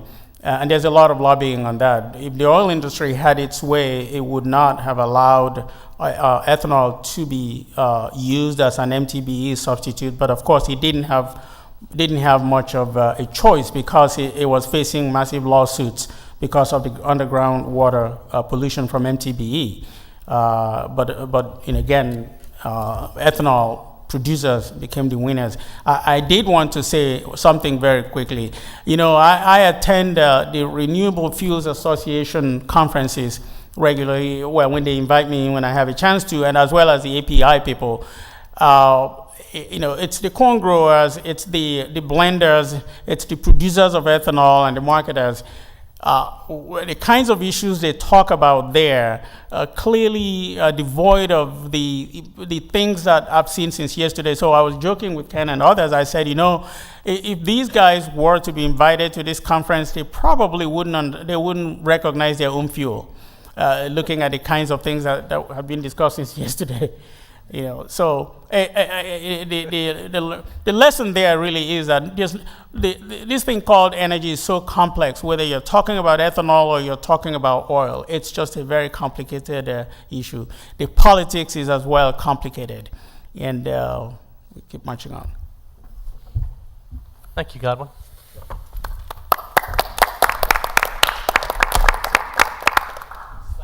Invite Tad Padzik to the podium. He's in the Department of Civil and Environmental Engineering at the University of California, Berkeley. Okay. I will tell you a little bit more about sort of the broad perspective, and I will touch upon the tragedy of the ultimate common, which is this planet. I would like to put a disclaimer. I just don't get any money. I get grief. I will start from a summary of the most important points to get your attention, and I guess they fill one page. And I would say that the truly astronomical scale of energy consumption from fossil plants, the old plants, and the minute scale of energy production from the new plants are fundamentally incompatible. That's my first point. In engineered crop systems, we continuously must apply fossil fuels and nutrients to replenish the soil. All biofuel systems are in fact quite inefficient. If I am to base efficiency of capture of solar energy, then I would say that the photovoltaic cells seem to be the most energy efficient alternative to crude oil, but only if these cells can be mass produced and equipped with better electricity storage systems.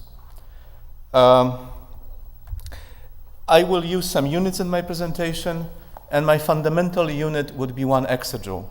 And 1 exajoule is 10 to the 18th joules, 1 with 18 zeros.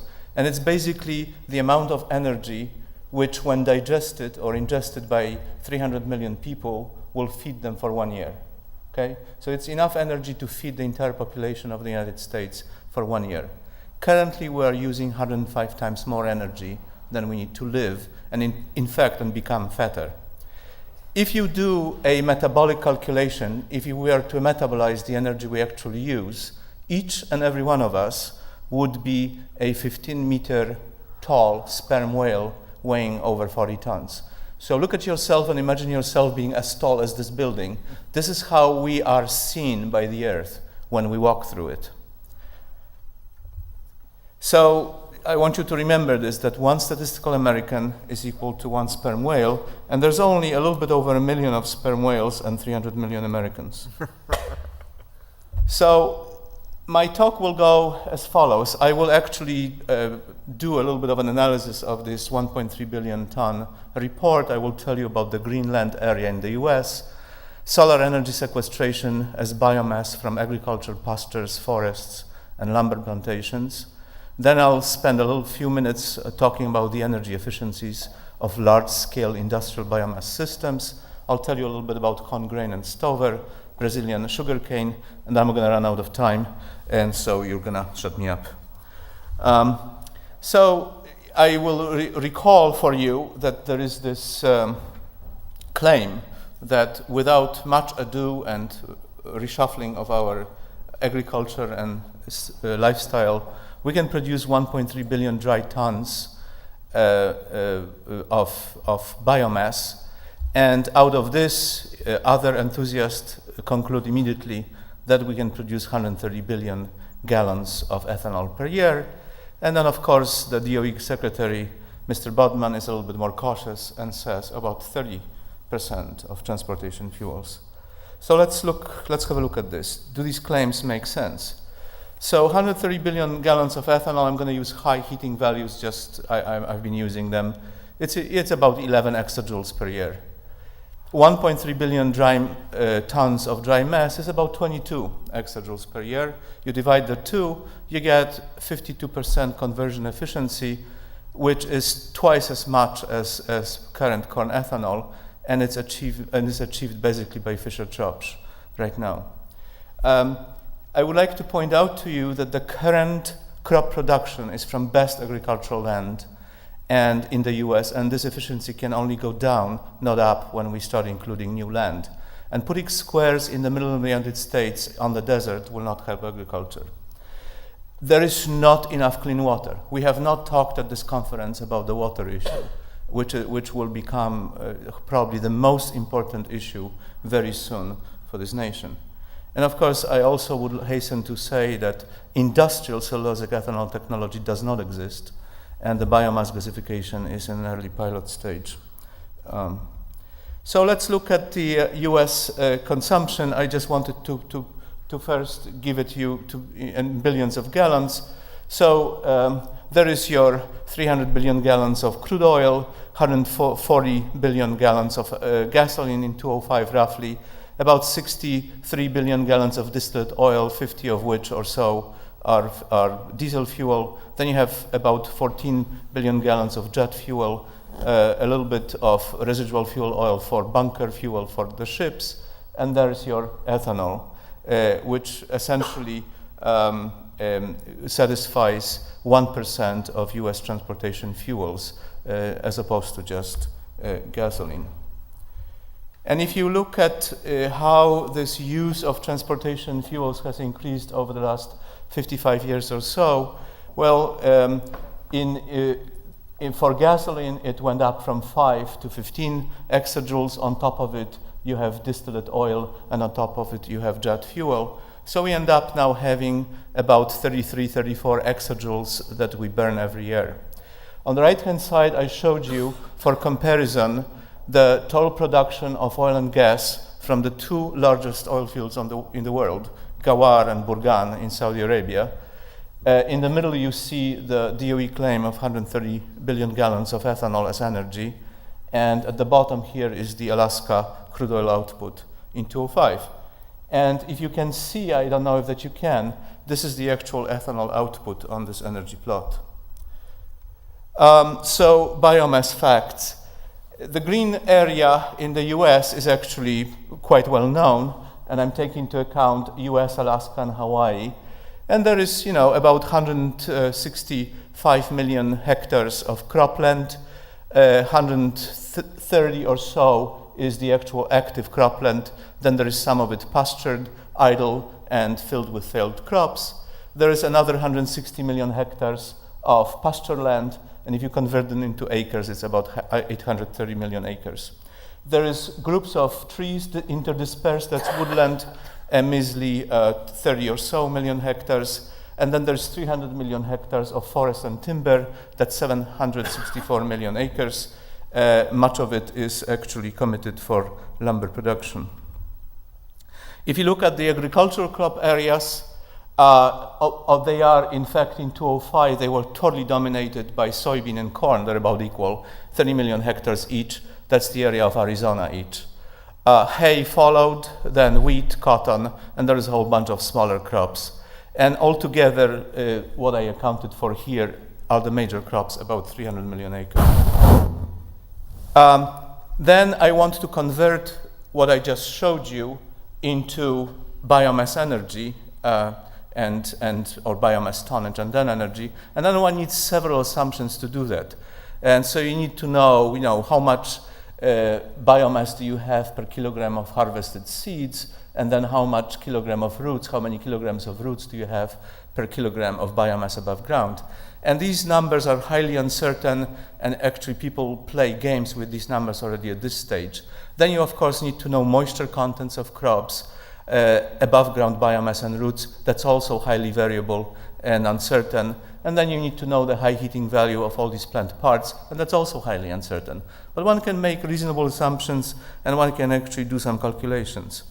So if you look at the agriculture, the crop energy, the high heating values, it's completely dominated by corn. In fact, the 5 exajoules that we get from corn is more than the energy from all other crops combined. That's grain energy. And 5 exajoules is enough energy to feed 5 times the population of the United States or the population of China.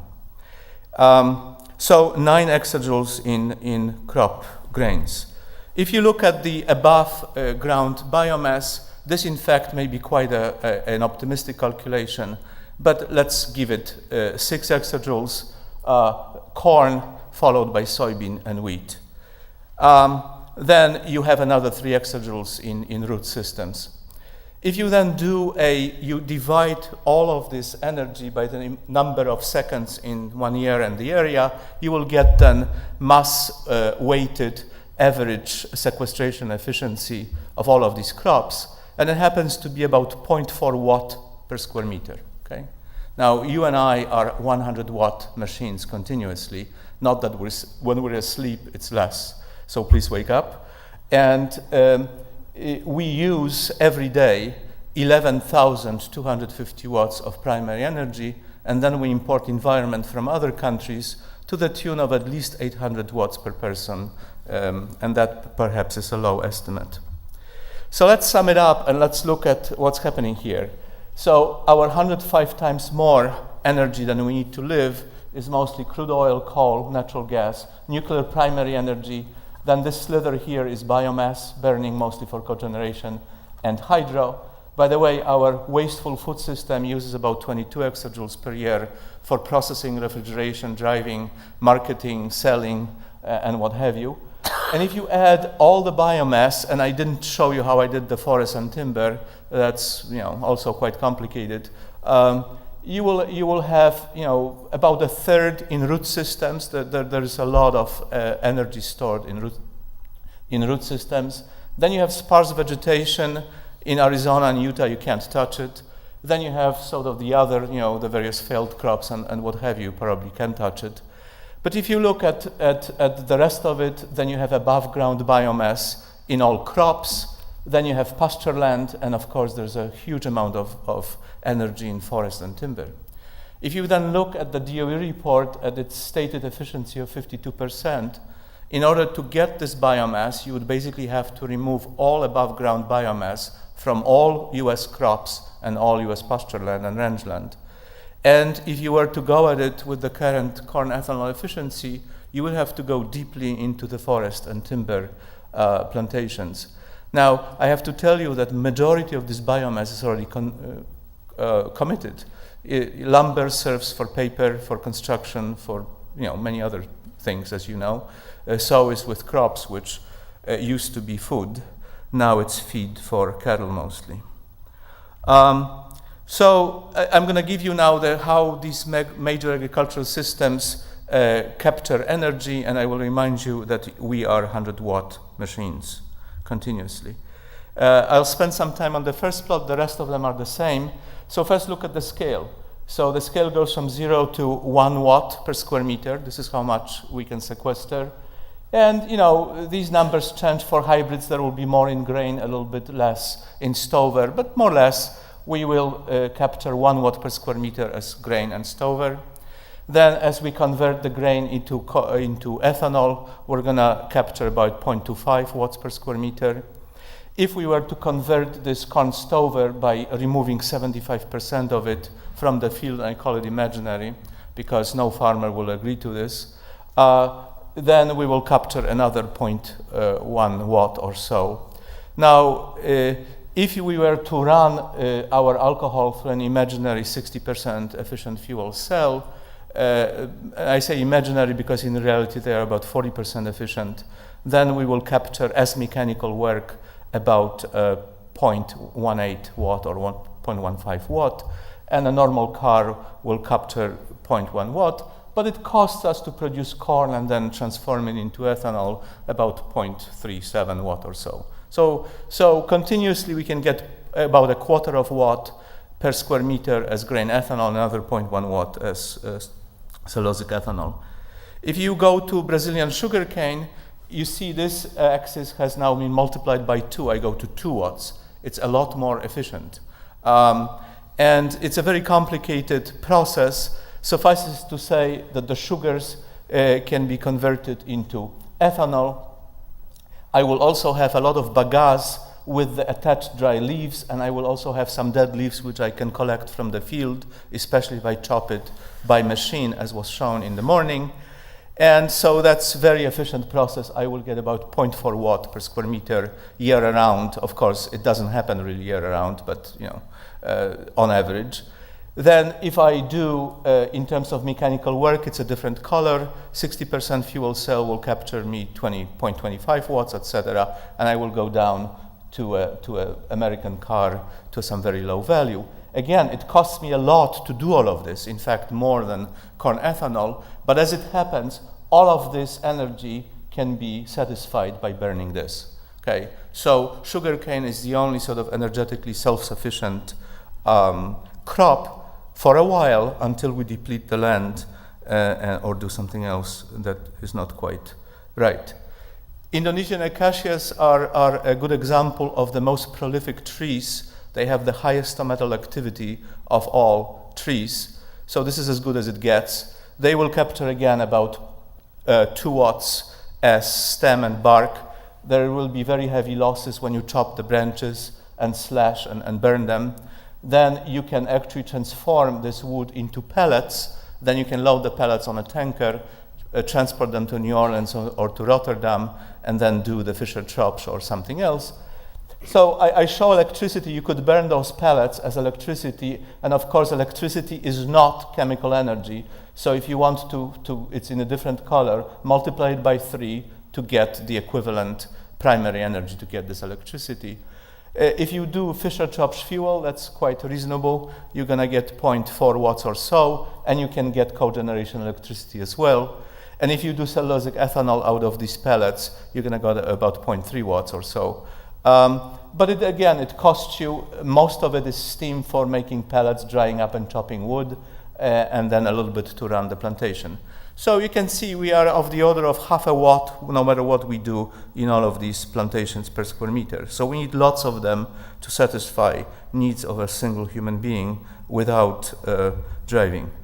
Now, if I now think about primary energy captured from the sun by these various systems, I will start from an oil field, actually a mediocre oil field. So if I stand on 1 square meter of this field surface area, I can capture about 100 watts per square meter, let's say for 30 years, then the field is gone, right? Gawar will give me, I think, 150 watts, and some other fields will give me 300 watts. The PV cells and wind turbines are multiplied by 3 because I convert them into primary energy, and the rest of it is primary energy from all of these agricultural systems, and I don't think you can see it, neither can I. So I'm going to change scale, remove the oil. So now we have photovoltaic cells, then wind turbines, then now you can begin to see all of these other systems ranked. And it turns out that these solar cells are about 400 times more efficient in terms of capturing solar energy and converting it to useful work than biofuels. And so I'm going to give you an example and finish with that. So suppose that we ask the following question. We want to drive for 15,000 miles a year at 40 miles per gallon a Toyota Prius hybrid, or if I use solar cells and recharge them, I will use an all-electric car that is 2.5 times more efficient than Prius. I will account for the average costs of producing gasoline from crude oil, it's about 17%, and biofuels from biomass, as on these slides above. I will assume some very high manufacturing costs for deploying PV panels, 33%, and 10% for the wind turbines over the 30-year lifetime. And then I will rank them. So I need to tell you that for all of these systems, they don't come free. It's not like kids selling lemonade in front of mom's house, right? Mom is there, supplies the lemonade, supplies the infrastructure, the trees, the lawn, and the table and the stool, right? With 4 legs, by the way. And if you're not a kid, you need all of this infrastructure. And so, therefore, all of this area is needed to service the area that will produce the biofuels. And by the way, that's the PV cell, it's quite expensive according to this calculation. The corn grain is the second one. It's about 3, and by the way, the net energy ratio is 1.44 here, so that you don't criticize me for being overly pessimistic. And that's in fact the second law calculation that I just gave you. It's actually more optimistic than DOE calculations, but it's still pretty bad. And then all of the rest of them. And if you sum up this area, these areas, I think the best thing is to show you a table. So 1 square meter, so if oil field is a unit, then you need 30 square meters of the field to run Toyota Prius. The PV cell will be about 15 times less efficient. This is just if you consider the fuel. This is if you consider all other costs. Wind turbine about 40 times. And look at sugarcane. Sugarcane actually got better because it is self-sufficient, and I use some energy going from crude oil to gasoline. And then if you look at other systems, it's of the order of several hundreds. Corn grain ethanol about 1,300. Corn stover ethanol about 1,600 less efficient. And this is the fundamental reason why people are not clamoring for these biofuels, because they are in fact so really inefficient. And so if you plot them on a semi-log plot, so this is the gross area in acres to drive a car. So each time I go 1 unit here, multiply by 10. So from here to there, there's a 10,000 time increase. There's your oil field, not much of it are needed, but then it's going to be gone. This is your solar cell and wind turbines. Then all of the other biomass sources are in the tropics. And that's the important point I want to make. Logically, if you want to go after biomass, you will destroy the tropics. Okay? And then, of course, there are losers starting from the corn grain and corn stover. And so, in conclusion, just to show you, if I were to use 30 million hectares and then serviced my fuel needs from those 30 million hectares, then if I used corn, I would drive 7 million Priuses and another 6 million Priuses from Stover for a while until I've depleted the soil and did something other bad.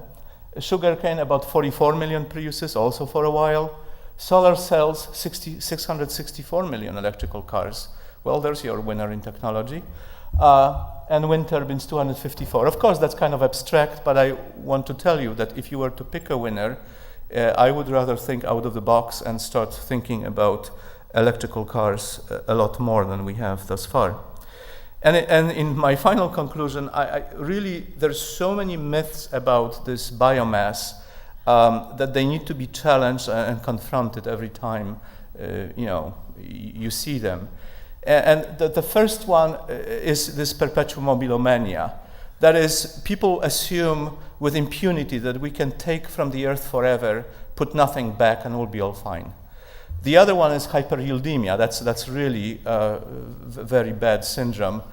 People see these high yields in tiny plots or in pots, and they obviously translate into even higher yields times enormous areas. There is hyperareomania, which means plow up the entire landscape regardless of the consequences.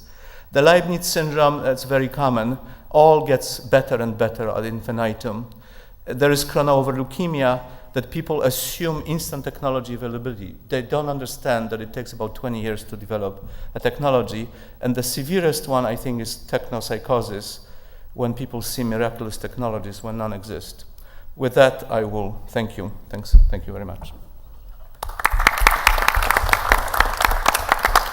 In fact, just one more slide I think I wanted to show you. This is the stomatal activity of plants plotted for the entire globe.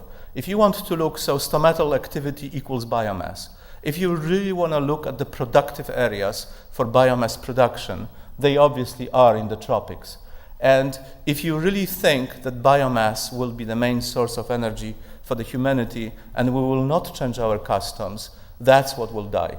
And it's irreplaceable, and we're done with the planet. Thank you. Thank you.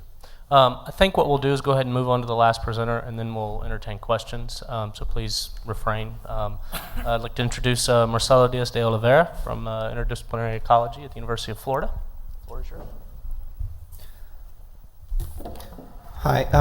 Basically, I'm going to present here the study that I did for my master's degree at Washington State. Currently, I am at University of Florida, and I think there's some interesting conclusions. And the study was published in Bioscience, the issue of July last year.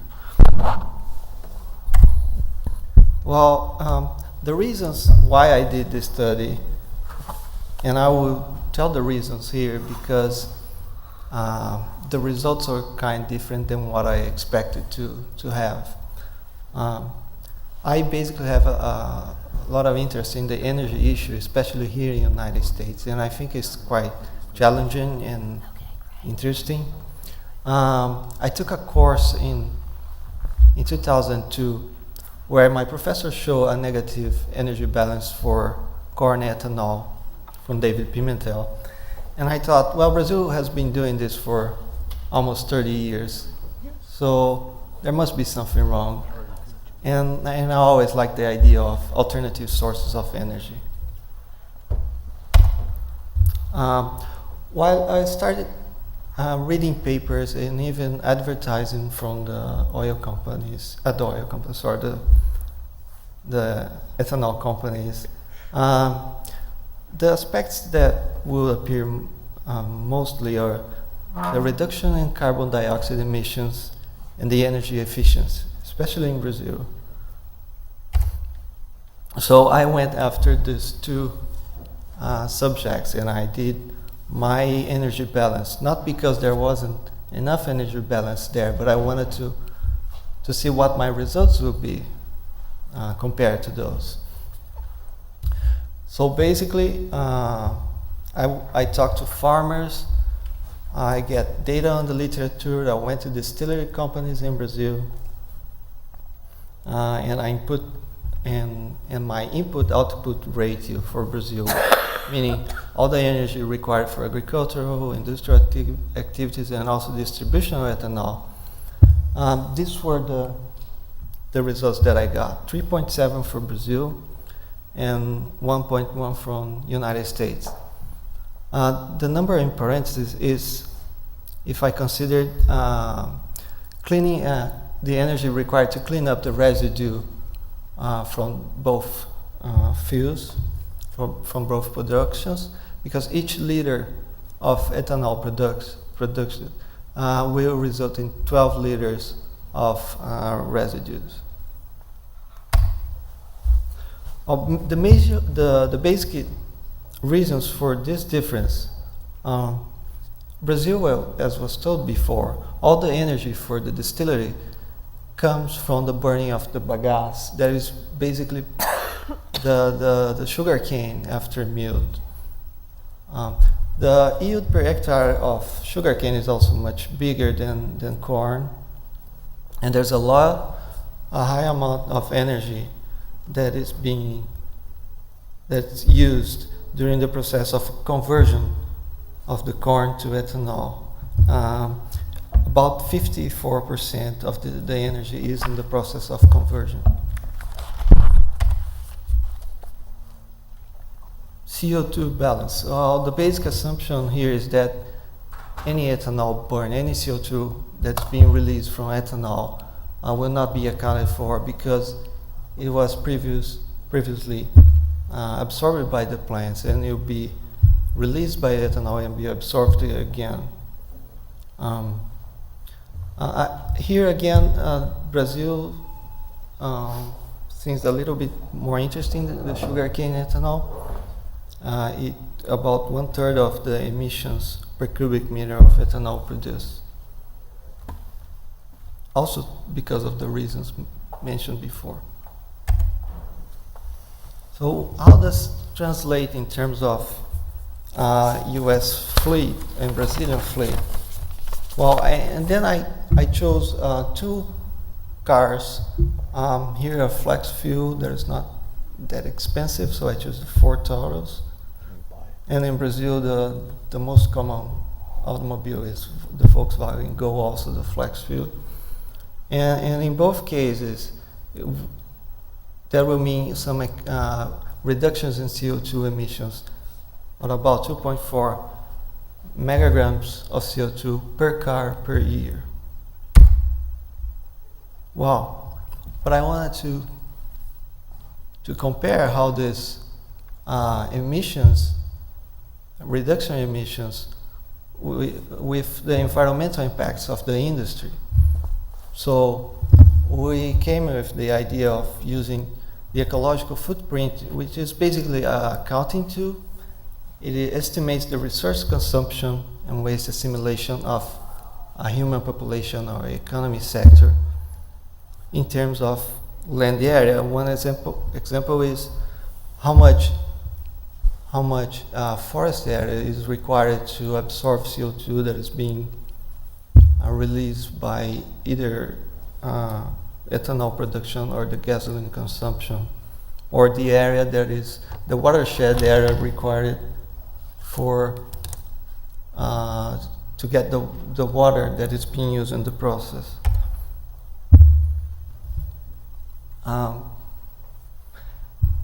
Basically, the most important things that, I wouldn't say the most important thing, but what accounted for our ecological footprint results were the area for CO2 assimilation and area for harvest production. So in the case of the US, if you use gasoline, actually the ecological footprint will be smaller than using the EI85. And in Brazil, the results are almost the same. Again, 1 automobile per year. So, the idea of scaling up the production of ethanol right now doesn't seem very interesting. Considering the automobile fleet of the United States, approximately 138 million automobiles. Right now, with the best assumptions for ethanol conversion and crop yield production, to supply this fleet will be required almost 70% of the cropland area in the United States. In Brazil, it's a kind of different. The fleet is smaller and it's more energy efficient, the production of ethanol. And as a result,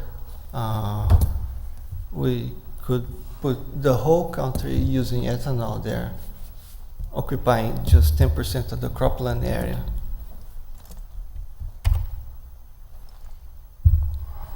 In terms of ecological footprint, the numbers this is just to have a view. If you're going to use the ecological footprint numbers, the area required is much bigger than the area available. The opposite in Brazil, you still have some room for that. Well, the environmental impacts. The idea of using using ethanol is to substitute fossil fuels. So when you are producing ethanol with the energy efficiency that I showed before, you are using almost as much energy as input as the output in terms of what you are getting in terms of ethanol. What is happening is that you are using the fossil fuels that you're trying to get rid of almost in the same amount, and with all the environmental impacts that come with the use of fossil fuels, plus the environmental impacts of the ethanol production, of the agricultural production. So, in fact, we're not reducing the environmental impacts, we are just increasing.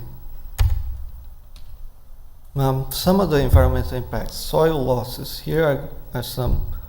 In blue are the loss rates, some data from loss rates, and in red, regeneration rates. It can be seen that the losses are much bigger. I'm going to talk about, until now I've been selling that in Brazil. The picture in Brazil seems more interesting to produce ethanol. But over there are also some serious problems that I believe should be addressed very soon. One of the major problem, I think, is the use of water to clean up the sugarcane from the field. In the literature, you can find numbers from 2.5 to 4 cubic meters of water per megagram per ton of sugarcane. I personally observed 3.9 cubic meters of water being used to clean up the sugarcane. If we consider the average production in Brazil from 1999 to 2004, the water used in this process will be enough to supply for 1 year 13.8 million people, which you can supply the city of São Paulo basically with this water that's being used to produce ethanol. Another problem, here's the water budget for Piracicaba, which is a region with a lot of concentration of sugarcane industries. The months that show deaths go from April to the beginning of December. And the harvest season starts in May and finishes around November. So in the most critical period of the year, a lot of water is being withdrawn from the rivers. And here is the Piracicaba River. This photo was taken in February 2004. This is the wet season. Here's the Piracicaba River in the dry season in September, in the peak of the harvest season. So the water is being drawn from the rivers in Brazil during this time, and I don't believe that is sustainable. Okay. There's other problems. Pre-harvest burning in Brazil is also an issue. The incidence of respiratory problems increased by 3.5% during the harvest season. There is reduction on native vegetation, and of course that will lead to loss of biodiversity. Well, what I think about, what we came to the conclusion about the ethanol and fossil fuels is that replacing fossil fuels will take more than one alternative, so there's no magic. Ethanol can contribute, but has to find more sustainable ways and more efficient ways of production, and no alternatives will come without significant environmental impacts. That's it.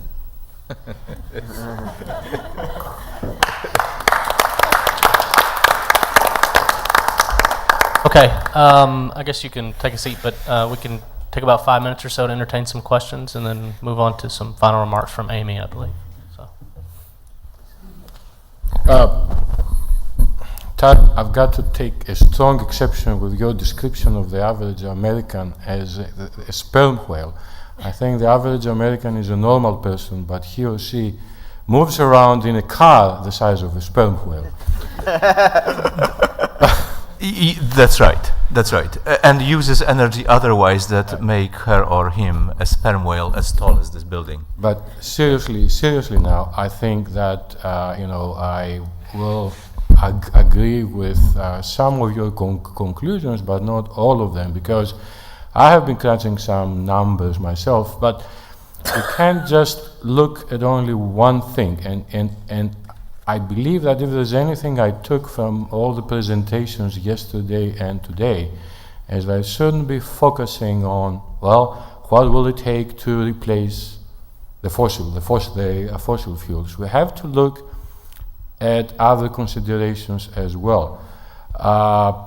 Yesterday, I didn't have much time as it turned out, but if I go back and look at one of my slides, there was an arrow actually pointing from electricity to liquid fuels, suggesting that in the future, what we probably need is we need to throw everything into the balance. But one point that's very clear to me, and no matter how I crunch the numbers, I come up with a conclusion, is the issue of materials. Issue of what? The issue of materials. Okay. How are we going to find a sustainable source of hydrocarbons if we are not willing to use any fossil fuels, that is oil, natural gas, or coal? In other words, what your Prius would be made of? I'm sorry?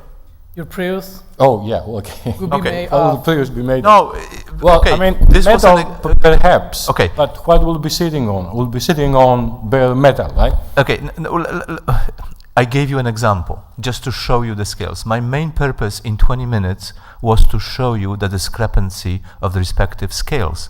And as I may point out, all the environmental people have left, so I guess there's no counter-arguments there. So don't get me wrong. Our main problem is one we have never mentioned here. That's 6.5 billion people. Okay, and if we don't discuss this problem, everything else we discuss is actually moot. We will not be able to satisfy a lifestyles of 6.5 billion people that even remotely approach what we have right now today in the United States.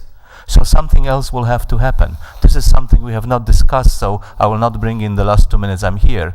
But I'm telling you that all my arguments, anybody else's arguments, are in fact very weak compared to the problems that we face with the increasing population and the decreasing water.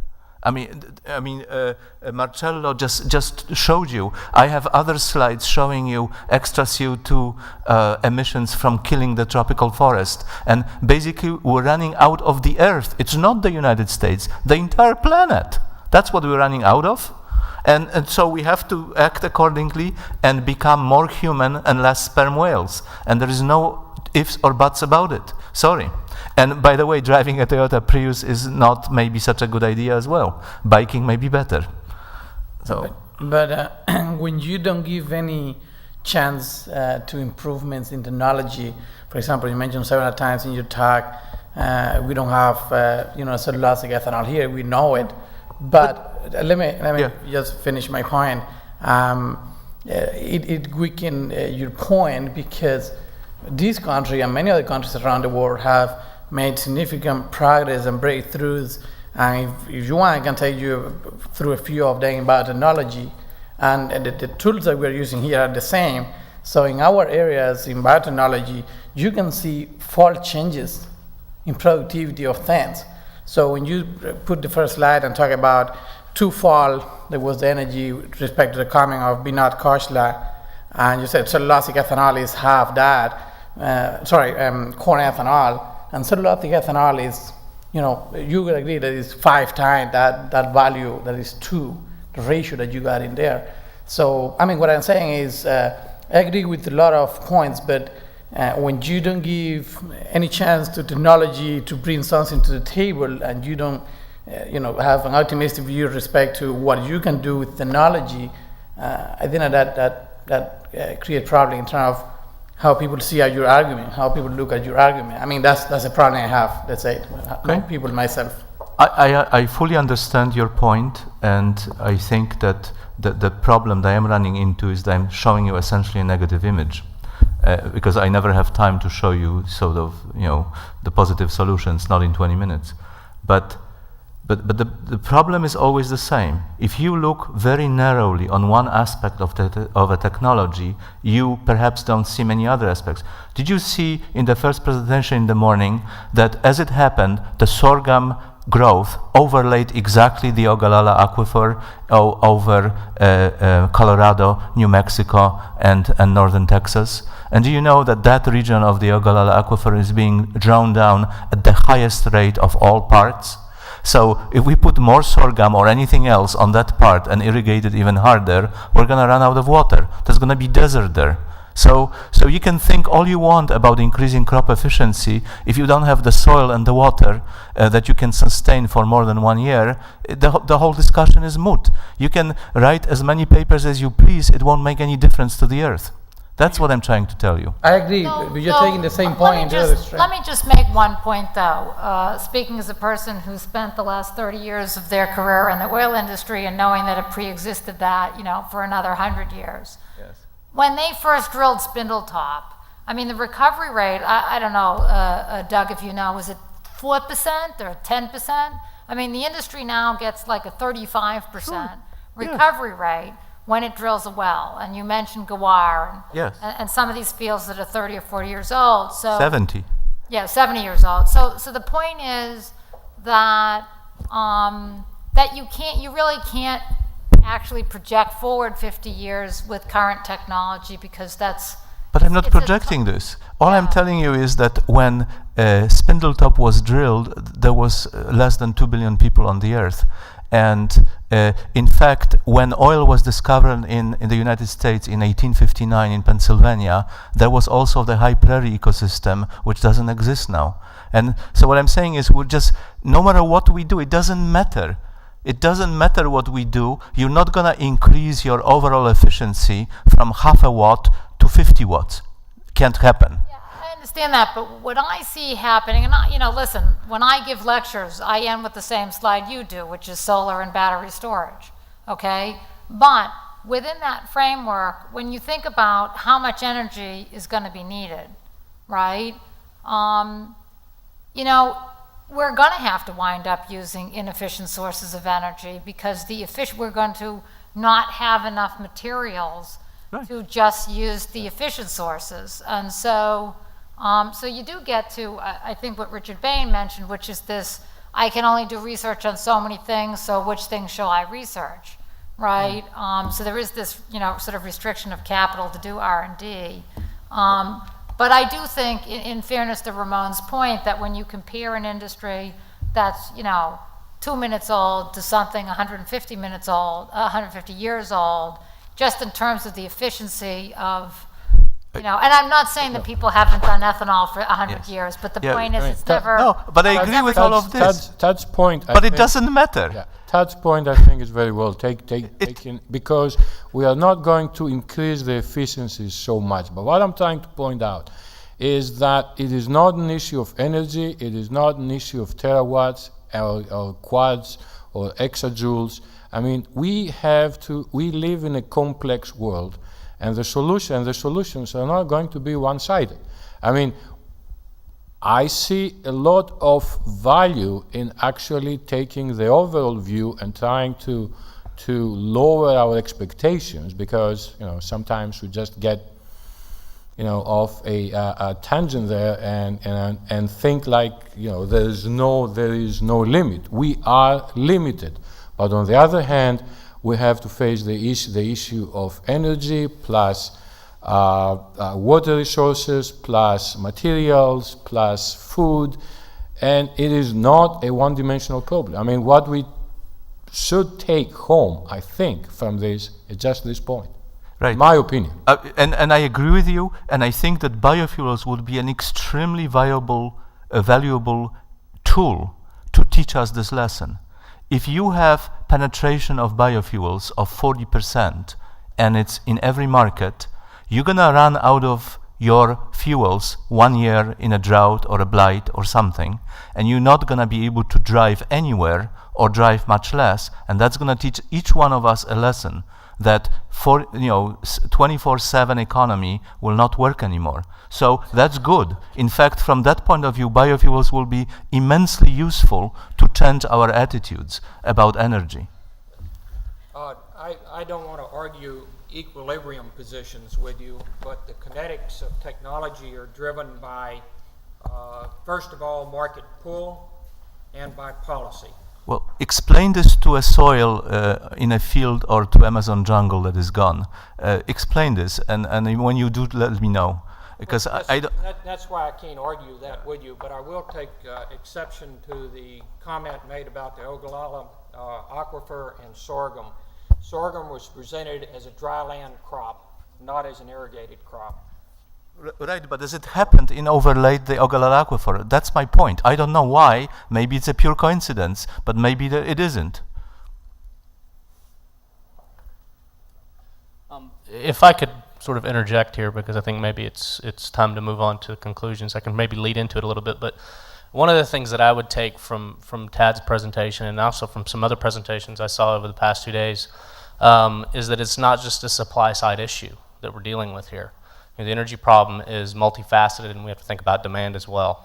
I think we're tackling one aspect of the problem here in this conference, and I think biofuels personally does have a role, but we also need to think about how do we modify our own behaviors so that we can tackle this problem fully and completely. Well, and I think Gal Luft, yesterday at the end of the session, so some of you might have given up on us by then as we were running a little late, had a great line. And he said that we didn't want to move from, I think it was Gal who said we didn't want to move from wasting fossil fuels to wasting biofuels. That going from one to the other was not really a solution, as Ken, so point well taken. Let me just make just a few additional comments, though I think KZ sort of summed up things pretty well earlier. So I guess what I would say is that having had conferences on other kinds of fuels, we had a seminar like this on new stage nuclear, and we had a seminar like this on solar and electricity transmission. I have to say that this was the most complex and multifaceted energy source we've had to discuss. I was particularly struck in thinking about the way the gasoline systems works with all our specifications in boutique fuels and all the testing of all those fuels, about the challenges of this whole question of quality control with whatever your input is. If you're going to have 15 different plant inputs, or for biodiesel, different kinds of waste inputs, It did really strike me just as a systematic approach where we have these fuel standards and you're going to go to the car companies and they have to manufacture an engine that's going to meet these fuel standards. It did seem just much more complex to me, having sat here and listened to all of you for 2 days, than it would seem if you just picked up the New York Times and read a casual article about the shift to biofuels in the paper. So I do think that's something as we go to prepare a conference report, we'll try to come back to each of you and talk to you in more detail about these issues, because it's kind of an interesting issue.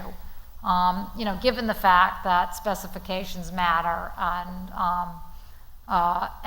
as you change inputs, maybe you're going to change. I'm going to buy a car today, and I'm going to own it for 10 years. But if we're going to start with corn ethanol, we're going to switch to something else, and then you're going to bring me corn, sugar, alcohol. But then we're also going to use, you know, some other kind of, you know, cellulosic. I mean, the question is, you know, where does the science need to go so that every product comes out to be, you know, fungible X. So that struck me to be, frankly, even with the energy balance barriers and the environmental barriers and the use of resources, everything like that, just the technical problem of taking various inputs and having them come out with something generic seemed to me more complicated than, you know, maybe we all thought about as we were saying it. And I know that's the same thing is true in oil, because every field in the world has different chemical properties and the industry has managed that. So I'm not saying it can't be managed, but I don't think people are thinking of it as something that needs to be managed. So that was one thing that struck me that may not have struck other people in thinking about this topic, because everybody thinks of it as being just totally fungible, like we can just take anything and throw it into some hopper and it's going to come out as something we're going to mix with gasoline, will all be the same. So I might sort of like leave on that point of thinking about the challenge of something not being unitary. In other words, we're comparing biofuels to solar, to natural gas, to wind, and biofuels is not actually a clump in the way we're discussing it, and the economics of different sources and the formulations of stuff could wind up being very different. So let me just do some sort of house cleaning for a few minutes. I thank you all for your participation and for our diehard audience members who have made it here to the bitter end. It is sort of a habit at the Baker Institute. Step one is hopefully most of you, somebody grabbed you and had you sign the form so we can put your slides up on the internet. And we webcast. I know people have actually told me they watched the webcast who weren't here, so there were more people watching than it seemed. All that will remain on the internet in an archive form, so if you want to see how you looked, come back in a couple of days to the website and you can watch yourself. We typically do a white paper, as KZ mentioned. Sometimes, which this subject may require, we do a longer thing, and then we try to boil down the sort of highlights into a white paper. Sometimes it's a little bit too complicated for just a white paper.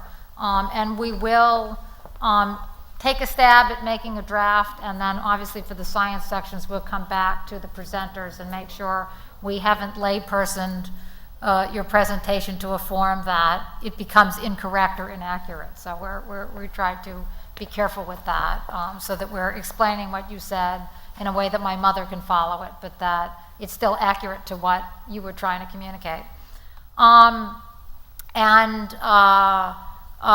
Probably, given the nature of the subject, a lot of times we might take a sub-aspect of the topic and do a later workshop.